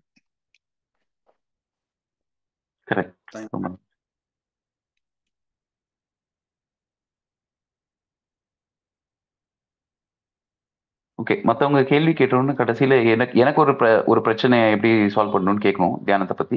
கடைசியா நான் கேட்கறேன். ஐயா, எனக்கு ஒரு கொஸ்டின் இருக்கியா? சொல்லுங்க. நீங்க வந்து என்லைட்மெண்ட் இன் பிரெயின் அப்படின்னு ஒரு செஷன்ல வந்து ஐயா வந்து உள்ளேயும் தீரம் இருக்கு, வெளியிலையும் தீரம் இருக்கு அப்படின்னு சொல்லியிருப்பீங்கய்யா. அதை வந்து நான் கொஞ்சம் கம்பேர் பண்றேன். இப்போ பகவத்கீதையில வந்து வெளியே வீரம் சொல்லியிருப்போம், உள்ள தீரம் சொல்லியிருப்போம். தீரம், அதாவது நான் என்னோட கம்பேரிசன் கொஞ்சம் பாருங்கய்யா. இப்போ பகவத்கீதையில் வந்து அர்ஜுனனுக்கு வந்து உபதேசம் பண்ணுறப்போ நீ வந்து சன்னியாசி ஆக முடியாது, நீ வந்து உனக்கு கர்மா பெண்டிங் இருக்குது, நீ பண்ணணும், ஞானத்தை புரிஞ்சுக்கிட்டு கர்மா பண்ண இட் வில் பி ஃபைன் அப்படின்னு சொல்லியிருக்காரு. அதே இது வந்து உத்தவருக்கு சொல்கிறப்போ உனக்கு வந்து நீ சன்னியாசி ஆகிறது தான் கரெக்டு, உனக்கு கர்மாவே கிடையாது. ஸோ அதையும் இதையும் நான் லிங்க் பண்ண முடியுமாயா? அது எந்த விதத்தில் வந்து how we are totally different from ஐயா? நம்ம வந்து ஐயா மாதிரி ஆகணுங்கிறது வேற, பட் இன்டர்னலி நம்ம ஐயா மாதிரி இருந்துட்டு, அதாவது அவர் வந்து நீங்கள் 24/7 ஒரு காம் ஸ்டேட்டில் இருக்க மாதிரி நமக்கு தெரியுது. நம்ம அப்படி இல்லைங்கிறது நமக்கு தெரியுது. ஸோ நீங்கள் வந்து அதை நீங்கள் கொஞ்சம் ட்ரை பண்ணிருக்கீங்க, எக்ஸ்பிளைன் பண்ணியிருக்கீங்க அதில். அதை இப்போ கொஞ்சம் எக்ஸ்பிளைன் பண்ண முடியுமாயா? ஸோ இனிஷியலாக நம்மளுக்கு எல்லாருக்குமே அப்படிதான் ஒரு விஷயத்து மேலே ஒரு அட்டாச்மெண்ட் வரும். அட்டாச்மெண்ட்டோட ஒரு நம்ம ஃபேசினேட் ஆகும். இவர் மாதிரி நம்ம ஆகணும்னு வரும், ட்ரை பண்ணணும். அது கரெக்டு தான். அது நம்ம அந்த இமிட்டேஷன் சொல்லுவோம். சைல்டு இமிட்டேஷன் மூலமா நம்ம லேர்னிங் நடக்கும். ஸோ இமிட்டேஷன் பண்ணும்போது ஃபர்ஸ்ட் நம்ம வந்து ஓகே இவர் மாதிரியே நம்ம ட்ரெஸ் பண்ணிப்போம், இவர் மாதிரியே ஹேர் ஸ்டைல் வச்சுப்போம், ஐயா மாதிரியே ஒயிட் அண்ட் ஒயிட் போட்டுப்போம், ஐயா மாதிரியே தாடி வச்சுப்போம், ஐயா மாதிரி நடப்போம், ஐயா மாதிரியே பேசுவோம் அப்படின்ற மாதிரி நம்ம ஃபர்ஸ்ட் இமிட்டேட் பண்ண ஆரம்பிப்போம். அதுக்கப்புறம் இன்னும் கொஞ்சம் இன்டெலிஜென்ட் ஆன அப்புறம் அவருடைய ட்ரெஸ் கோடு, பிசிக்கல் ஆக்டிவிட்டி விட்டு சைக்காலஜிக்கல் ஸ்டேட் எப்படி ஃபங்க்ஷன் ஆகுது அப்படின்னு பார்க்க ஆரம்பிப்போம். ஸோ அவரு எப்படி இந்த இவ்வளோ சுச்சுவேஷன் எப்படி கூலா ஹேண்டில் பண்றாரு, எப்படி பொறுமையா பதில் சொல்றாரு, ஒரு கொஸ்டின் கேட்கும்போது அஃபண்ட் ஆகாம எப்படி கரெக்டா பதில் மட்டும் சொல்றாரு. இப்போ இந்த மாதிரி சைக்காலஜிக்கல் ஆஸ்பெக்ட்லாம் பண்ணி அதை இமிட்டேட் பண்ண ட்ரை பண்ணுவோம். அதுக்கப்புறம் ஐயா எது ஐயாவன்ட்டு அடுத்த லெவல் கொஸ்டின் வரும்போது ஐயா யாருன்னா அவர் யாரையுமே இமிட்டேட் பண்ண ட்ரை பண்ணாம இருக்காரு அவரு. ஸோ அப்போ அதை தான் நம்ம இமிட்டேட் பண்ணணும். ஸோ அடுத்த லெவல் ஆஃப் இமிட்டேஷன் நீங்க போனீங்கன்னாலும் கரெக்ட் தான், அப்படியும் எடுத்துக்கலாம். நீங்க 3 லெவல் ஆஃப் இமிட்டேஷன் போது நீங்க அடுத்த பெட்டர் லெவல் ஆஃப் இமிட்டேஷன் ஐயா யாரையும் ஃபாலோ பண்ணல, அவர் இந்த சுச்சுவேஷன்ல எப்படி பேசிட்டு இருப்பாரு, அந்த மாதிரி நான் பேசணும் அப்படிலாம் அவர் நினைக்கல. ஸோ அதே மாதிரி நம்மளும் வந்து ஓகே ஐயா இந்த சுச்சுவேஷன் எப்படி பேசுவாரு, எப்படி பதில் சொல்லிப்பாருன்னு நினைச்சு நம்ம பேச வேண்டிய அவசியமும் இல்லை. ஸோ அதுதான் நம்ம தேர்ட் லெவல் ஆஃப் இமிட்டேஷன் எடுத்துக்கலாம்.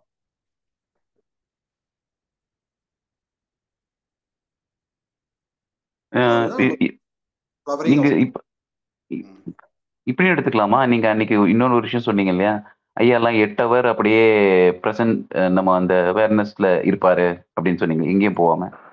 அந்த மாதிரியான ஒரு ப்ராக்டிஸ் போகும்போது ஆட்டோமேட்டிக்காவே அந்த மாதிரியான ஒரு ஸ்டேட்ல நம்மளும் ரிஃப்ளெக்ட் ஆகும் இல்லையா? மேபி இப்போ நமக்கு இன்னமும் என்னதான் ஞானம் அடைஞ்சிருந்தாலும் அப்பப்போ டிஸ்ட்ராக்ட் ஆகி மைண்ட் வந்து அந்த ஃபியூச்சர்லயோ பாஸ்ட்லயோ போயிட்டு தான் இருக்கு. இல்ல பிரச்சனை வரும்போது திடீர்னு அதுக்குள்ள கொஞ்சம் போயிடுறோம், அப்படிலாம் இருக்கலாம். ஐயா வந்து எப்பவுமே அப்படியே உட்கார்ந்து இருக்காரு இல்லையா, கம்ப்ளீட்டா. நீங்க சொன்னீங்க இல்லையா 8 ஹவர் கூட அப்படி இருப்பாரு சாதாரணமாவே அப்படின்னு. மேபி அந்த ஸ்டேட்டுக்கு போனா மேபி அதே மாதிரியான கம்போஷர், எதையும் இன்டரப்ட் பண்ணாம, எதுக்கும் கோவப்படாம அவர் சொல்ல வேண்டியதை சொல்லாமோ நான் நினைச்சு பார்த்துருக்கேன். அந்த ஸ்டேட் போனா அது முடியும் அப்படிங்கிற மாதிரி நீங்க மெடிடேஷன் பண்ணி அது அந்த மாதிரி பண்ணலாம். இல்ல நீங்க இன்டெலெக்சுவலா புரிஞ்சுக்கலாம், அதை நீங்க அப்படியும் பண்ணலாம். எனக்கு என்ன தோணுதுன்னா, இப்போ நிறைய பேர் வந்து நம்ம மெடிடேஷன் பண்ணாம இல்ல ஸ்பிரிச்சுவல் ப்ராக்டிஸே பண்ணாத என்ன ட்ரை பண்றாங்கன்னா, இப்போ ஐயா மாதிரி இருக்கலாம் இல்ல புத்தா மாதிரி இருக்கலாம் ட்ரை பண்ணும்போது அவங்களுக்கு ஒரு கமாண்ட் வர மாட்டேங்குது, வர மாட்டேங்குது அந்த ஸ்பிரிச்சுவாலிட்டி மேல. ஏன்னா அதுக்காக அவங்க எதுவும் ஒர்க் பண்ணல, அதுக்காக கஷ்டப்படல அவங்க. ஸோ அதனால அவங்களுக்கு நேச்சுரலா அந்த சேவே இருக்க மாட்டேங்குது அவங்களுக்கு. இப்போ என் கூட நம்ம பகவத் மிஷன் ஒருத்தர் பேசிட்டு இருப்பாரு, மனசை பத்திலாம் பேசிட்டு இருப்பாரு. என்னுடைய ஃப்ரெண்டு வந்து என் கூட தங்கியிருக்காரு. அவருடைய தம்பி வந்து ஆசிரமில் ஹிமாலயாஸ்ல அத்வைத ஆசிரமம் அங்க இருக்காரு, 7 years அங்க இருக்காரு. அவர் இங்க வந்தாரு. ஸோ அவரு வந்த அவருடைய காவி ட்ரெஸ்ஸு, அவர் போட்டிருக்க தலப்பா, அந்த 7 வருஷம் அங்க அத்வைத ஆசிரமம் இருக்காரு, சான்ஸ்கிரிட் தெரியும். ஸோ அதை பார்த்தோன்னே நேச்சுரலா நம்ம இந்த இல்லறத்தார்கள்னு சொல்றோம்ல, ஸோ அவங்களுக்கு ஒரு நேச்சுரலா ஒரு ஷேப் கிடைக்குது. ஆட்டோமேட்டிக்கா அவங்க காலில் விழுந்துடுறாங்க, அவங்க ஒய்ஃப் எல்லாம் கூப்பிட்டு வராங்க, பசங்க கிட்ட வந்து பிளெஸிங் வாங்கிக்கன்னு சொல்றாங்க. ஸோ ஒரு ஏதோ ஒரு இடத்துல அவங்களுக்கு அந்த மாட்டேங்குது. மேபி நான் என்ன நினைக்கிறேன்னா, அது அவங்க இந்த ஸ்பிரிச்சுவல் பாத்துக்காக சரியா நீங்க சாக்ரிஃபைஸ் பண்ணதை பண்ணலன்னா அதுல இருந்து ஈல்டு கிடைக்காது. ஸோ இது வந்து ஒரு இல்லறத்தாளுக்கு ஒரு பெரிய டிராபேக்கா தான் இருக்குன்னு நினைக்கிறேன். ஸோ அதனால தான் அவங்களுக்கு வந்து கமெண்ட் பண்ண முடியல, they don't have a say. So ஒரு ரமனுடைய ஒரு தாட் ப்ராசஸையோ இல்ல ஒரு அத்வைத ஆசிரமம் வந்த ஒரு சன்னியாசியோ அவங்களுக்கு ஈக்குவலா பார்க்க முடியல. ஸோ ஏதோ இடத்துல அவங்க அப்படியே மேலே வச்சுதான் பார்த்துட்டு இருக்காங்க. ஏன்னா இவங்க அதுக்கான ஆட்சி போடலன்னு தோணுது எனக்கு. ஸோ அது ஒரு விதத்துல ஏதோ ஒரு கிரேஸ் ஒரு ஹிமாலயாஸ் மேல, ஒரு அத்வைத ஆசிரமம் மேல, அங்க அத்வைத ஆசிரமத்துல போயிட்டு ஹிமாலயாஸ்ல ஒரு வருஷம் இருந்துட்டு அந்த சன்னியாசிகளோட இருந்து அதெல்லாம் பண்ணி புரிஞ்ச அப்புறம் தான் அது அந்த சன்னியாசியை புரிஞ்சிக்க முடியும். அது புரியாத வரைக்கும் ஒரு கிரேஸ் ஏதோ இருந்துகிட்டே இருக்கிற மாதிரி தோணுது எனக்கு. அப்படி இருக்கான்னு நீங்க தான் சொல்லணும் ஷாம். இல்லை யாராவது சொன்னாலும் சரி. ஐயா, போன தடவை நம்ம இது பேசியிருக்கோம் ஐயா. அதாவது எப்படியாவது நமக்கு ஒரு அருள் கிடைச்சிடாதா, நமக்கு ஒரு பிளஸ்ஸிங் வந்துடாதா? ஒருத்தர் ஒரு ஒரு பவர்ஃபுல்லாக நம்ம ஃபீல் பண்ணுறோம், அவர் இருக்கிறப்போ அவரை நம்ம சரண்டராக போனோம்னா அவர் ஏதோ ஒரு ப்ளஸ் பண்ணாருன்னா நமக்கு மகிழ்ச்சி வந்துடாதா அப்படிங்கிறத தேடலில் தான் அவங்க வந்து அதில் மாட்டுறாங்க ஐயா. அதாவது ஒரு ஆம், அதாவது இப்படி இப்படின்னா, அதாவது நம்ம எப்பவுமே வந்து பெக்கிங் பவுலில் தான் இருக்கோம் ஐயா. ஏதாவது ஒன்று நமக்கு தேவைப்பட்டுகிட்டே இருக்கு. அப்போ வந்து இங்கே இங்கே போனால் நமக்கு அது கிடைச்சிது அப்படின்னா வரட்டுமே அப்படின்னு ஒரு ட்ரை பண்ணுறது ஐயா. இல்லை நம்ம புரிதல் இருக்கிறவங்க இப்போ மனசுல எது இருந்தாலும் ஓகேன்னு சொல்றாங்க. ப்ளஸ் இந்த மாதிரியும் பிஹேவ் பண்றாங்க. இது எப்படி புரிஞ்சுக்கிறதுன்னு தெரியல எனக்கு. நீங்க ஹெல்ப் பண்ணீங்கன்னா நல்லா இருக்கும். ஆம், இது நீங்கள் சொல்கிறது வந்து கிளியர் பாயிண்ட். நம்ம புரிதல் இருக்கிறப்போ அது வந்து ஒரு நெகட்டிவாக தான் இருக்குது. இப்போது புரிதல் வந்த பிறகு இப்போ நான் வந்து as Ayyappa devotee for many years நான் வந்து ஐயப்ப பூஜைக்கெல்லாம் போகிறேன். என்னால் வந்து ஆம், ஒரு புரிதலோடு நம்ம வந்து அதில் ஈடுபட முடியல. ஒரு ஒரு ஒரு ஒரு அதாவது எப்படின்னா ஒரு ஒரு ஃப்ரெண்ட்ஸோட இருக்கோம், அந்த மாதிரி தான் நம்ம வந்து அதை அணுக முடியுது. அதோட அந்த லெவலில் இருந்துட்டு நான் வந்துடுறேன். ஆம், இது வந்து நீங்கள் சொல்கிற மாதிரி ஒரு ஒரு ஒரு தர பார்க்குறப்போ அந்த சரண்டர் வருது அப்படிங்கிறது வந்து புரிதல் சரியில்லைன்னு தான் அர்த்தம். ஏன்னா நிறைய பேர் நான் அப்சர்வ் பண்றேன், அவங்களுக்கு ஒரு அந்த ஒரு ஸ்பிரிச்சுவல் ஸ்டேட்மெண்ட் பண்ணும் போது அவங்களால அவங்க அத்தன்டிக்கா நிக்க முடியல. அந்த ஸ்டேட்மெண்ட்டுக்கு பின்னாடி ஏன் நிக்க முடியலன்னு பார்க்கும்போது இது ஒரு ரீசனா இருக்குமான்னு தோணுச்சு எனக்கு. ஸோ அதாவது நம்ம அந்த ஃபர்ஸ்ட் 2 எலியை வந்து நம்ம எரிக்கலைன்னா அந்த 3வது எலி வந்து அது வீக்கா இருக்கும். ஸோ அதனால ஃபர்ஸ்ட் அந்த 2 கருப்பு எலியை வந்து நம்ம எரிக்கணும். எரிச்ச அப்புறம் தான் உங்களுக்கு வந்து 3வது எலியுடைய திங்ஸை நீங்க ஹேண்டில் பண்ண முடியும். இவங்களுக்கு இப்போ இவர் பார்த்தீங்கன்னா இவர் ஃபேமிலியில வந்து தங்கச்சிக்கோ இல்லை அக்காக்கோ கொடுக்க வேண்டிய காசு இன்னும் கொடுக்கல, சொத்து அதிகமாக வாங்குறாரு. ஸோ அப்பா கிட்ட இருந்து எப்படி காசு வாங்கிக்கலாம், அதுக்காக ஒய்ஃப் கிட்ட எப்படி பேசி சமாதானப்படுத்த சொல்றது பண்றாங்க. ஸோ இந்த மாதிரி எல்லா கேமும் அந்த சோஷியல் கேமும் விளையாடுறாங்க.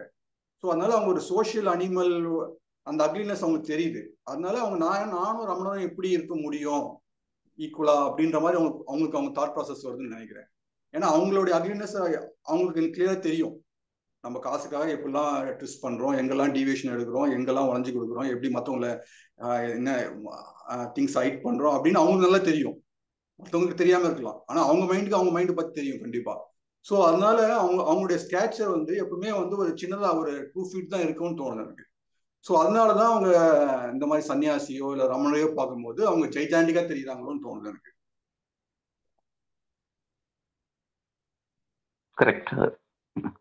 கரெக்ட் தான். நம்ம ரிலேட்டிவாக தான் எல்லாத்தையும் கம்பேர் பண்ணுவோம்னு நினைக்கிறேன். நம்ம ஐன்ஸ்டீன் தியரி மாதிரி தான் ரிலேட்டிவாக தான் அப்சர்வ் பண்ணுவோம். நம்ம எப்படி இருக்கோங்கிறத வச்சு தான் மற்றவங்கள உயர்வாவோ தாழ்வாவோ நினைக்கிறது. நம்ம ஹை ஹேண்டில் இருக்கோம் அப்படின்னு நினைக்கும் போது ஆட்டோமேட்டிக்காகவே வந்துடுது இல்லையா? ஓகே, இவங்க இந்த மாதிரி ட்ரெஸ் பண்ணியிருக்காங்க, இந்த மாதிரி ஒர்க் பண்ணுறாங்க, இங்கே இருக்காங்கன்னு நார்மலான மனுஷனுக்கு. அதே விஷயம் தான் சைக்காலஜிக்கலாக நீங்கள் சொல்கிற மாதிரி. சைக்காலஜிக்கலாக வந்து ட்ரூத்ஃபுல்லாக ஆனஸ்டாக இருக்கவங்க பார்த்தீங்கன்னா ஜென்ரலாக எனி வாக்ஸில் அவங்க வந்து தைரியமாக தான் பேசுவாங்க, எதை பற்றியுமே யோசிக்கவும் மாட்டாங்க. ஏன்னா வந்து they know they are not hiding any thing and they know they are going with integrity also அப்படின்னு. ஸோ நீங்கள் அப்சர்வ் பண்ணது கரெக்டாக, நானும் அப்படிதான் கரெக்டாக இருக்கும்னு தான் நினைக்கிறேன். நம்மளோட லெவல் கம்மியாக இருக்குன்னு நினைக்கிறதுனால தான் அவங்க பெருசாக இருக்கா மாதிரி நினைக்கிறேன். எனக்கும் நீங்க சொல்றதுதான் ரிஃப்ளெக்ட் ஆகுது. ஏன்னா இப்போ நான் ஒரு எக்ஸாம்பிள் நம்ம உட்காந்து பேசிட்டு இருக்கோம்னா, இப்போ திடீர்னு ரமணர் உள்ள வராருன்னு வச்சுப்போம், இல்லை ஜேகே உள்ள வராருன்னா நம்ம எழுந்து கை கொடுப்போமா, இல்லை காலில் விழுந்து ஆசீர்வாதம் வாங்குவோமா, இல்லை அவர் காலில் வருவார் நம்ம ஆசீர்வாதம் பண்ணுவோமா, என்ன நடக்கும்?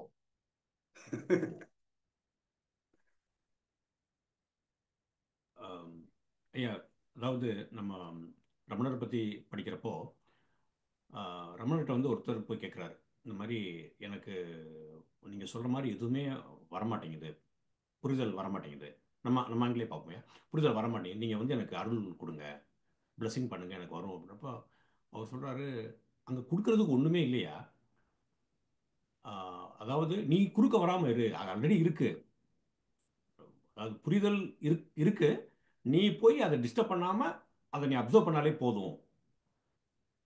அப்படிதான் நம்ம பார்க்கணும். இவங்க வந்து யாரோ ஒருத்தர் ஒன்று ஒரு ப்ரஷ் பண்ணிட்டா உங்களுக்கு கிடைச்சிரும் அப்படின்ற ஒரு எண்ணமே வந்து தவறானதாயா. அந்த ஒரு ஏக்கம் அவங்களுக்கு இருக்கிறப்போ பெக்கிங் பவுலோடு தான் சுற்றிட்டு இருப்பாங்க.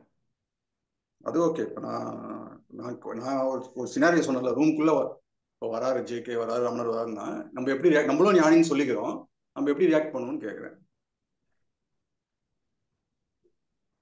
நம்ம போய் ஹக் பண்ணலாம்யா. நீங்க எப்படி பண்ணி வந்தா கேட்கறேன், எனக்கு தெரியாது நீங்க என்ன பண்ணுவீங்கன்னு கேட்கறேன். அவர் விஜய் சேதுபதியா இருந்தா மட்டும் ஒத்துப்பாரு, இல்லைன்னா ஹக் பண்ண ஒத்துப்பாங்களான்னு தெரியாது.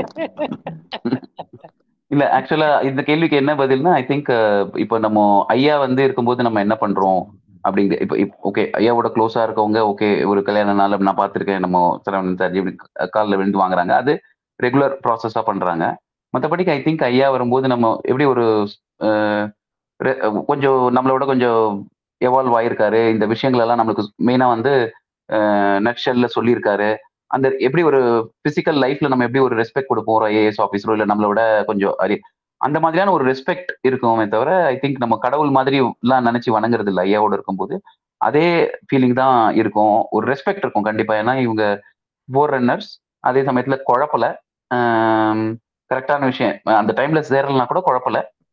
அட்லீஸ்ட் அவங்க அவங்க மேல வந்து ஒரு மரியாதை இருக்குமே தவிர, ஒரு கடவுள் பக்தியோ இல்ல அட்டாச்மெண்ட்டோ அப்படி இருந்துச்சுன்னா ஸ்டில் நம்ம கிட்ட கன்ஃபியூஷன் இருக்கு. திரும்ப நான் ஜேகேவோட ஃபேனு, நான் ஓஷோவோட ஃபேனுன்னு இருந்தா நம்ம கிட்ட தான் பிரச்சனை இருக்குன்னு நினைக்கிறேன். இப்படிதான் இருக்கும்னு நினைக்கிறேன். I mean again it varies from people to people, different லெவல்ல வச்சு பீப்புள் வில் ரியாக்ட். அதான் ஜஸ்ட் அந்த சினாரியோக்குள்ள நம்ம எப்படி ரியாக்ட் பண்ணுவோம்ன்றத நம்ம கரெக்ட். ஏன்னா action speaks 1000 words than more than 1000 words. ஸோ ஏன்னா பேசுறது நம்ம நல்லா இந்தியன்ஸ்க்கு வந்து பிலாசபி பேசுறது கற்றுக்க நல்லா பேசும், ஆனா ஆக்ஷன் காரணம் நம்மளுக்கு. ஸோ அதனால நம்ம எப்படி ஆக்ட் பண்ணுவோம் அந்த ரூம்குள்ள நம்ம யோசிச்சோம்னா நமக்கு தெரிஞ்சிடும். நம்ம மைண்டுக்கு எந்த ஆக்ஷனுமே தப்பு கிடையாது, பட் ஆக்ஷன் வந்து நம்ம மைண்டுக்குள்ள என்ன இருக்குன்னு கிளியரா காமிச்சு விட்டுரும்.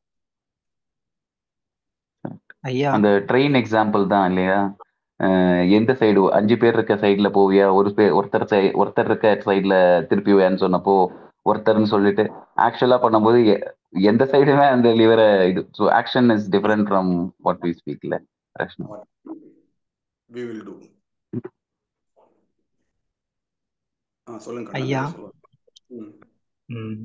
சப்போஸ் ஜேகே நம்ம இருக்க ரூம்ல வர்றாரு அப்படின்னா ஒரு கிரேட்ஃபுல்னஸ் தாயா தோணும் அவங்க மேல. நம்ம எவ்வளோ சஃபரிங்ஸ்ல இருந்திருக்கிறோம், எவ்வளோ பெயின் எல்லாம் கோ த்ரூ பண்ணியிருக்கிறோம், அதுல இருந்து நம்மளை லிபரேட் பண்ணி விட்டுருக்காங்களே, நம்மளை போல இத்தனை பேர் லிபரேட் பண்ணி விட்டுருக்காங்களே, அதுக்காக அவங்க ஒர்க் அவுட் பண்ணியிருக்கிறாங்களே அப்படின்றப்ப அவங்க மேல ஒரு கிரேட்ஃபுல்னஸ் வரும். அந்த கிரேட்ஃபுல்னஸ்னால வர்ற ஒரு ரெஸ்பெக்ட் தான் அப்படின்னு தோணுது இல்லையா, எனக்கு அப்படி ஃபீல் ஆகுது இல்லையா. Okay fine.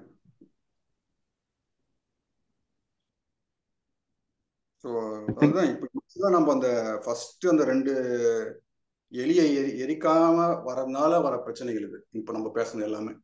ஸோ அதனால நம்ம அந்த அதுக்கான சாக்ரிஃபைஸ் நம்ம பண்ணலன்னா, நம்ம ஓன் பண்ணல, நம்ம கிட்ட நம்ம ஏதோ பண்ணல அப்படின்ற ஒரு குத்துதல் உள்ள இருந்துட்டே இருக்குன்னு தோணுது எனக்கு. இது ஃபர்ஸ்ட் 2 எலியை எரிக்காத உள்ளவங்களுக்கு உள்ள பிரச்சனை. 3வது எலியை எரிக்காதவங்களுக்கு பிரச்சனை வந்து என்னன்னா, அவங்க வந்து ஸ்பிரிச்சுவாலிட்டியை வந்து ஏதோ ஒரு டெஸ்டினேஷன் மாதிரி ஆத்மனை அடைய முடியும், இல்லை கடவுளை அடைய முடியும் அப்படின்னு அவங்க அந்த அந்த என்லைட்மெண்ட்டு, அந்த லிபரேஷனை இல்லை கடவுளையே ஒரு இமேஜா மாத்தி ஒரு அவங்களுக்கு ஒரு செல்ஃப் சாட்டிஸ்ஃபை லேக்கை ஃபுல்ஃபில் பண்ற மாதிரி ஒரு இமேஜ் வச்சிருப்பாங்க. நான் வந்து உலகில் இல்லறத்தார்களோட நான் மேல இருக்கிறேன், இவங்கெல்லாம் பாருங்க சாதாரண உலக நாட்டத்துல இருக்காங்க, நான் வந்து ஆன்மீகத்துல இருக்கிறேன் அப்படின்ற மாதிரி அவங்க அந்த வெள்ளை எலியில மாட்டிப்பாங்க. ஸோ மேபி அவங்க ஃபர்ஸ்ட் 2 எலியை கூட எரிச்சிருக்கலாம், பட் ஆனால் 3வது எலியில மாட்டிப்பாங்க. ஸோ அதனால நம்ம எந்த எலியில மாட்டிட்டு இருக்கோம், நம்ம கரண்ட் நம்ம மென்டல் ஸ்டேட் வந்து நம்ம எந்த எலியில மாட்டிட்டு இருக்கோம் அட்லீஸ்ட் தெரியணும். அப்புறம் தெரிஞ்ச அப்புறம் அதுல இருந்து நம்ம ரிலீவ் ஆகிறத பத்தி நம்ம யோசிக்கணும். ஸோ முதல் 2 கருப்பு எலியில மாட்டிருக்கோமா இல்ல வெள்ளை எலியில மாட்டிட்டு இருக்கோமா, இல்ல வெள்ளை எலியில இருக்கிறோம்னு நினைச்சிட்டு கருப்பு எலியாவே இருக்கிறோமா நம்ம இப்போ அப்படின்னு அவங்க மைண்டு தான் கேட்கணும். அதே கேள்விக்கு இன்னொரு ஒரு ஆன்சர் என்ன, ஐ திங்க் நம்ம எப்படி அந்த 2 எலியை கொஞ்சம் என்னன்னு சொல்றீங்களா ஐயா? நம்ம அந்த மணின்னு சொன்னோம், மணி காமினி காஞ்சனம், மணி அண்ட் ரிலேஷன்ஷிப்னு எடுத்துக்கலாம். ஸோ 2 தான் மேஜரா இருக்கும். ஸோ அந்த 2 எலின்னு எடுத்துக்கலாம். ஸோ யூஸ்வலாக ட்ரெடிஷ்னலாக எப்படி சொல்லியிருப்பாங்கன்னா காமினி காஞ்சனத்தை விட்டு அப்புறம் கடவுளை பிடிச்சிக்கணும்னுவாங்க. அப்புறம் கடவுளையும் விட வேண்டியது இருக்குதுன்னு நம்ம சொல்றோம். ஸோ அதுதான் 3 எலி. இந்த 3 எலி தான் எல்லாருக்கும் 3 எலி இருக்கு. உலகத்துல 3 எலி இருக்கு, ஒரு பாம்பு தான் இருக்கு. நம்ம தான் அந்த சிங்கிள் டிசையர். நம்மளுக்கு என்ன டிசையர் இருக்கு? இந்த எலியை சாப்பிடணும் ஆசை இருக்கா, இல்ல வெள்ளை எலியை சாப்பிடணும் ஆசை இருக்கா? இப்போ நம்ம என்ன கேம்ல இருக்கிறோம், நம்ம என்ன ஸ்னேக்கு, எந்த எலியை நோக்கி ஓடிட்டு இருக்க ஸ்னேக்கு நமக்கு தெரியணும். உலகத்துல இருக்கவங்களுக்கு டவுட்டே இல்லை, அவங்களுக்கு வந்து கிளியரா ஃபர்ஸ்ட் 2 எலி தான். நல்ல வீடு வாங்கணும், நல்ல சோஷியல் ஸ்டேட்டஸ் வேணும், நல்ல குழந்தை வந்து ஆக்ஸ்போர்ட் யூனிவர்சிட்டியில படிக்கணும், ஒய்ஃப் வந்து நல்ல நகை போட்டுட்டு கல்யாணத்துக்கு போகணும் அப்படின்னு கிளியரா ஃபர்ஸ்ட் 2 எலியில இருப்பாங்க. நம்மளுக்கு வந்து 3வது எலி இருக்கிறதுனால அந்த 2 எலியை கவர் பண்ணதுக்காக 3வது எலி வச்சிருக்கோமா, இல்ல நிஜமாவே 3வது எலி தான் நமக்கு ஆசையா? அப்படி நிஜமாவே 3வது எலி தான் ஆசைன்னா முதல் 2 எலியை விட்டுட்டுமா? அப்ப 3வது எலியை எப்படி க்ளோஸ் பண்றது அடுத்தது யோசிக்கணும் அந்த ஸ்னேக். ஸோ அதனால ஃபேமிலியில வந்து சொல்லுங்க, ஒய்ஃப் 2 எலி பின்னாடி போறாங்கன்னா நம்ம எப்படி அதை ஹேண்டில் பண்றது? இதான் ரியலா இருக்குல்ல. இங்க வந்து பார்த்தீங்கன்னா எல்லாருமே சிங்கிளா தான் வர்றாங்க. அப்பெல்லாம் வர்றது நான் கம்மியா தான் பாக்குறேன். நம்ம பாத்துக்குங்க, அவ்வளவுதான் முடியும். அதுக்கப்புறம் அவங்க கேம் விளையாடட்டும், நம்ம எலிக்கிட்ட மாட்டான் தான் சரிதான். அதுவே பெரிய ரிலீஃப் தானே உங்களுக்கு. அப்புறம் நீங்க ரிலேட்னா அப்புறம் நீங்க மத்தவங்களுக்கு ஹெல்ப் பண்ணலாம். நீங்க ஒய்ஃப் டைரக்ட் ஹெல்ப் பண்ண முடியாது, மத்தவங்களுக்கு ஹெல்ப் பண்ணலாம். இந்த மாதிரி ஐடியாஸ் வந்துட்டு மத்தவங்களுக்கு சொல்ல, நீங்க ஃப்ரீ ஆயிட்டீங்கன்னு போது அந்த ஃப்ரீடத்தை மத்தவங்க உணரலாம், அதை நீங்க கருத்தா சொல்லலாம், அந்த மாதிரி பண்ணலாம். நீங்க ஒய்ஃப்னு இல்லை, ஈவன் பசங்க க்ளோஸ் ஃப்ரெண்ட்ஸ்க்குலாம் சொன்னா அவங்களுக்கு புரியாது, ஏன்னா அவங்க வேற மாதிரி உங்களை பார்த்துருப்பாங்களே. ஸோ அந்த இமேஜும் இருக்கும். ஏன்னா நீங்க வந்து கீழே விழுந்தது, அடிப்பட்டது, இல்லை வரேன்னு சொல்லிட்டு வராமல் சொன்னது, அப்புறம் ஏதோ ஒரு சின்ன பொய் சொல்லி மாட்டிக்கிட்டது, ஸோ இந்த இமேஜ்லாம் அவங்களுக்கு இருக்கும். ஸோ நீங்க இது ஹையஸ்ட் ட்ரூத்தை சொல்லும் போது அந்த இமேஜ் தான் உங்களுக்கு இருக்கும். ஸோ அதனால அவங்களுக்கு கஷ்டமா இருக்கும் உங்ககிட்ட நீங்க என்ன சொல்ல வரீங்கன்றது புரிஞ்சுக்கிறதுக்கு. ஸோ அப்பவுமே க்ளோஸ் சர்க்கிளில் வந்து நீங்க அந்த ரோல் பிளே பண்ணக்கூடாது, மாஸ்டர் ரோல் பிளே பண்ணக்கூடாது. நீங்க ஹஸ்பண்ட் ரோலோ இல்லை ஃப்ரெண்ட்ஸ் ரோலோ அந்த ரோல் மட்டும் தான் பிளே பண்ணணும். ஓகே, நீங்க கேட்ட அந்த ஹைப்போதெட்டிக்கல் சுச்சுவேஷன் ஜேகேஓ யாரோ வந்தா என்ன பண்ணுவாங்க? ஐ திங்க் அது அந்த ப்ரீவியஸ் கொஸ்டின் நீங்க சொன்னீங்க இல்லைங்களா, ஒரு சாமியாரை பார்க்க போகும்போது என்ன பண்றோம். ஐ திங்க் ஒவ்வொரு மனுஷனும் எப்படி நம்ம ரிலேட் பண்ணிக்கிறோமோ அவங்களோட கம்பேரிசனை அப்படிதான் ரியாக்ட் பண்ணுவாங்கன்னு நினைக்கிறேன். ஓகே, எனக்கு இருக்க கொஸ்டினை கேட்டுடுறேன், அது அடுத்த செஷன்ல கூட நீங்க பண்ணலாம். இப்போ அந்த நம்ம இந்த அவேர்னஸ் இது பண்றோம் இல்லைங்களா, இப்போ வந்து பாஸ்ட் இல்ல ப்ரெசென்ட் போறது, அது எனக்கு வந்து ஆக்சுவலா ஃபியூச்சரோ பாஸ்டோ போல. ஆனா சில டைம் சம்மந்தமே இல்லாத தாட்ஸ்னா ஏதோ ஒரு விஷயம் பாக்குறோம்னா அவங்கள பத்தி யோசிக்கிறது, பாக்குற விஷயங்கள் தான். நான் இப்படி பண்ணணும், இல்ல இப்படி ட்ரீம், இப்படி இமேஜின் ஆகணும், இல்ல பாஸ்ட்ல இப்படி நடந்தது, அது இல்ல அந்த ரெக்ரெட்ல. பட் ஆனாலுமே கூட கரண்ட்ல இருக்கணும் இல்லையா. சில டைம்ல அந்த கரண்ட்ல இல்லாம போறது எப்படி இருக்குன்னா, ரோட்ல போயிட்டு இருக்கோம், ஓகே, நம்ம வந்து அப்சர்வ் பண்ணிட்டே இருக்கோம் சவுண்ட் எல்லாத்தையும். அப்படின்னா யாரோ ஒருத்தரை பாக்குறோம், இல்ல ஏதோ ஒரு நாயை பாக்குறோம், இல்ல வண்டியை பாக்குறோம், ஏதோ ஒண்ணு சடனா இல்ல ஏதோ ஒரு விஷயம் பண்ணிட்டு இருக்காங்க, இல்ல அது ரிலேட்டட் தாட் போது அது நமக்கு சம்பந்தமும் இல்ல, தேவையும் இல்ல, உடனே புரிஞ்சிடுது, ஒரு ஃபியூ செகண்ட்ஸ்ல திருப்பி வந்துடுறோம், ரொம்ப தூரம்லாம் போறது இல்ல. இதே மாதிரி கண்டினியூஸா நடந்துட்டு இருக்கும்போது இது தேவையில்லாத டிஸ்டர்பன்ஸ் தான் இல்லையா. நம்ம கரண்ட்ல இருக்கணும்ன்றோம், நம்மளோட பாஸ்ட பத்தியும் யோசிக்கல, நம்ம ஃபியூச்சர் பிகமிங் பத்தியும் யோசிக்கல, சம்பந்தமே இல்லாம தோன்றத பத்தி எல்லாம் வருது, அகைன் அண்ட் அகைன் நம்ம கட் பண்ணிட்டே இருக்கோம். இது கொஞ்ச நாள் போனா சரியாகுமா? ஏன்னா இதுதான் வந்து டிஸ்டர்பன்ஸா நான் நினைக்கிறேன், இதுதான் இப்ப நடந்துட்டு இருக்கு கரண்ட்லி. அண்ட் அதனால ஒரு யூஸும் இல்ல, ஒர்த்தும் இல்ல, அதுல ரொம்ப லென்த்தியாவும் நான் போறது இல்ல. ஆனா திஸ் கீப்ஸ் ஹேப்பனிங். எப்படி அதையும் கட் பண்ணி எப்பவுமே நம்ம பண்ணுவோம், நீங்க சொல்லுவீங்களா நிசப்தமான, எப்படி அதுல இருக்கிறது அப்படின்றது தான் கொஸ்டின். அந்த ஸ்னேக்குக்கும் நீங்க இடம் கொடுங்க. ஒரு ஸ்னேக் வந்து உங்களுக்கு பேட் எமோஷன் வருது, இன்னொரு ஸ்னேக் வந்து பேட் எமோஷன் வேணாம், நல்ல எமோஷன் தான் இருக்கணும், பழசெல்லாம் வரக்கூடாது அப்படின்னு ஒரு சொல்லுது. ஸோ ரெண்டுமே இருக்கட்டும். ஸோ அதுக்கும் ஸ்பேஸ் கொடுங்க. உங்க ஒரு இன்டெலெக்ட் வந்து ஏதோ ட்ரை பண்ணுது, ஏதோ டிமாண்ட் பண்ணிட்டே இருக்கு.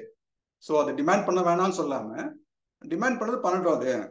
அது என்ன கேட்குதோ அது அது நல்லது தான் அதோடைய நேச்சரே வந்து நல்லதை எஸ்டாப்ளிஷ் பண்ணுறது தான் அது. ஸோ அதனால அது வந்து இப்போ நீ வந்து ப்ரெசென்ட் மூமெண்ட் தானே இருக்கணும். நீ இப்போ பாஸ்ட்டை பற்றி ஏதோ யோசிச்சுட்டு இருக்க, இல்லை ஃபியூச்சரை பற்றி யோசிச்சுட்டு இருக்க, நீ ப்ரெசென்ட்ல கரெக்டாக இருக்கியா இல்லையான்னு அது கொஸ்டின் பண்ணிட்டு இருக்க அப்படின்னு ஏதோ ஒன்று அது ட்ரை பண்ணிட்டு இருக்குல்ல. ஸோ அதுக்கும் ஒரு ஸ்பேஸ் கொடுத்துருங்க. அது பாட அது ஒரு குழந்தை தானே, அது ஒரு அதோடைய பாட்டு அது பாடிட்டு போயிடும். பாசிட்டிவும் ப்ரெசென்ட்டையும் நான் கட் பண்ணல. அது மேபி ஐயாவோட ப்ராக்டிஸ் அது முன்னாடி இருந்துட்டே இருந்தது, அதுவாகவே தான் போச்சு. இப்போ நான் முயற்சிலாம் எடுக்கல பாசிட்டிவ் யோசிக்கக்கூடாது ப்ரெசென்ட். பட் இந்த பர்டிகுலர் திங் வந்து தானாவே நடக்குது. ஓகே, யாரையோ பத்தி யோசிக்கிறோம். ஓகே, இவர் இப்படி இப்ப நம்ம சாதாரண நம்ம தாட்ஸ் எப்படி ஃப்ளோ ஆகும், நாளைக்கு இது பண்ணணும் ஆஃபீஸ்ல, அவர் இப்படி வருவார், அந்த மாதிரி சம்மந்தமே இல்லாத யாரை பத்தி ஓகே இவர் இப்படி பண்ணிருப்பார், இது இது இது ஏன் வருது, நமக்கு இதனால ஒரு யூஸும் இல்லை, திங்கிங்கும் இல்லை, அப்படியே உடனே சரி ட்ராப். அதை பத்தி ரொம்ப யோசி. அது திரும்ப திரும்ப வந்துட்டே இருக்கும்போது என்னடா நம்மளால அந்த ப்ராசஸை வந்து பண்ண முடியலையே. ஒருவேளை ரூம்குள்ள கன்ஃபைன் ஆயிருக்கும் போது டிஸ்ட்ராக்ஷன் கம்மியா இருக்கு, வெளியில ஏன் அந்த வெளியில அது அப்போ மைண்ட் வந்து நீங்க சொன்னீங்களா சிட்டிங் வித் யுவர் செல்ஃப் இல்லையோ, பாஸ்ட் அண்ட் ப்ரெசென்ட் தவிர இப்படி ஒரு டிஸ்டர்பன்ஸ் இருக்கோ அப்படின்னு நான் யோசிக்கிறேன். பட் ரூம்ல நம்மளால முடியுது, வேற டிஸ்ட்ராக்ஷன் இருக்க இடத்துல ஏன் பண்ண முடியல அப்படின்னு நான் யோசிக்கிறேன். ஐயா வலையோ இப்போ உங்களால அதை பண்ண முடியுமா எந்த ஒரு இடத்துலயோ, இல்ல நீங்களும் இப்போ வீட்டுக்குள்ள மட்டும் தான் பண்ண முடியுமா, இல்ல இப்ப நீங்க வெளியில போறீங்க, பல விஷயம் நடந்துட்டு இருக்கு, அப்போ உங்களால அதை பண்ண முடியுதா? வீட்டுக்குள்ள இருக்கும்போது கம்ஃபர்டபுள், ஏன்னா இங்க டிஸ்டர்பன்ஸ் இல்லை, ஸோ சேலஞ்சஸ் இல்லை, நேச்சுரலா உங்களுக்கு வந்துடும். வெளியே போகும்போது உங்களுக்கு சம்டைம்ஸ் வரும், சம்டைம்ஸ் வராது. நீங்க அதை பத்தி நீங்க கேர் பண்ண தேவையில்லை. நம்ம சம்டைம்ஸ் நம்ம கொஞ்சம் டீப்பா இதை பத்தி யோசிச்சுட்டு இருப்போம். ஓகே, யோசிச்சுட்டோம் இன்னைக்கு, நான் இன்னொரு 2 days அதே இடத்துக்கு போவோம், அப்போ கொஞ்சம் காமாக கூட ஃபீல் பண்ணலாம், அதுவும் ஓகே தான். ஸோ அந்த மாதிரி நீங்க அதையுமே ஒரு டிமாண்டா வைக்க வேண்டான்ற, டிமாண்ட்லெஸ்ஸா இருக்கணும்ன்றதே ஒரு டிமாண்டா வைக்க வேண்டான்ற. சம்டைம்ஸ் ஃப்ரீயா இருக்கணும்ன்றது கூட நீங்க வந்து ஃபோர்ஸ் பண்ண வேண்டான்றேன். அப்பப்போ பாண்டேஜில் மாட்டலாம், தப்பும் கிடையாது. எப்பவுமே ஐயோ 2 வாட்டி பாண்டேஜில் மாட்டிட்டேன், 24 hours 4 வாட்டி மாட்டிட்டேன் அப்படிலாம் பாருங்க. 20 வாட்டி பாண்டேஜில் மாட்டுவோம், 30 வாட்டி ஃப்ரீ ஆகும், திருப்பி 20 வாட்டி மாட்டுவோம், 30 வாட்டி வெளியே வருவோம். கரெக்ட். இல்ல அதுல நான் கிளியரா இருக்கேன். அது முன்னாடி பண்ண தப்பு 23, 24 அந்த ஆரம்ப கட்டத்துல அதுல கிளியரா இருக்கேன். அதை இது எதையுமே எய்மா வச்சு கூட அது வந்து இப்ப தெளிவா தான் இருக்கு. இப்படி பண்ணக்கூடாது அப்படி பண்ணக்கூடாதுன்னு. பட் இந்த இது வரும்போது டிராப் பண்ணுவேனே தவிர யோசிக்க மாட்டேன், நமக்கு இது வரவே கூடாது அப்படின்னு போயிட்டே இருக்கும். அதனால தான் ஃபர்ஸ்ட் செஷன்லயோ இதுலயோ நான் உங்களுக்கு கேட்கல, ஏதாவது பிரச்சனை இருந்தா சொல்லு. பட் சரி நீ இதுக்கு சொல்லி பார்க்கலாம், இது என்ன அப்படின்னு கேட்டு பார்க்கலாம் அப்படின்னு. இப்போ நான் இதை பத்தி வருத்தமாலாம் படல. பட் இது இல்லாம அந்த முன்னோட இருன்றதை பண்ண முடியுமா அப்படிங்கிறது தான் என்னோட இதுவா இருந்தது. பட் டிமாண்டும் வைக்கிறது இல்ல, இதை பத்தி வருத்தமும் படுறது இல்ல. அவ்வளவுதான். அவர் சொல்லிட்டு சொன்னா சொல்லிட்டு போட்டுட்டேன், நீங்க பாட்டு நீங்க அது எப்படி இருக்கோ இருங்க, அவ்வளவுதான். நன்றி. ஸோ செஷனை எண்ட் பண்ணிக்கலாம்னு நினைக்கிறேன். ஏதாவது கொஸ்டின்ஸ் இல்லைன்னு நினைக்கிறேன். அனைவருக்கும் வணக்கம். Thank you for everyone. பொறுமையாக கேட்டதுக்கு தேங்க்யூ சார். வணக்கம் ஐயா. வணக்கம்மா. சண்டே பதில் சாட்டர்டே ஈவினிங் இருந்தால் இருக்கும் செஷன். உங்களுக்கு எப்படினாலும் வாட்ஸ்அப் குரூப்பில் மெசேஜ் வந்துடும் சாட்டர்டே ஈவினிங். நன்றிங்க ஐயா. அனைவருக்கும் நன்றி. அனைவருக்கும் நன்றி. நன்றி கண்ணன். நன்றி.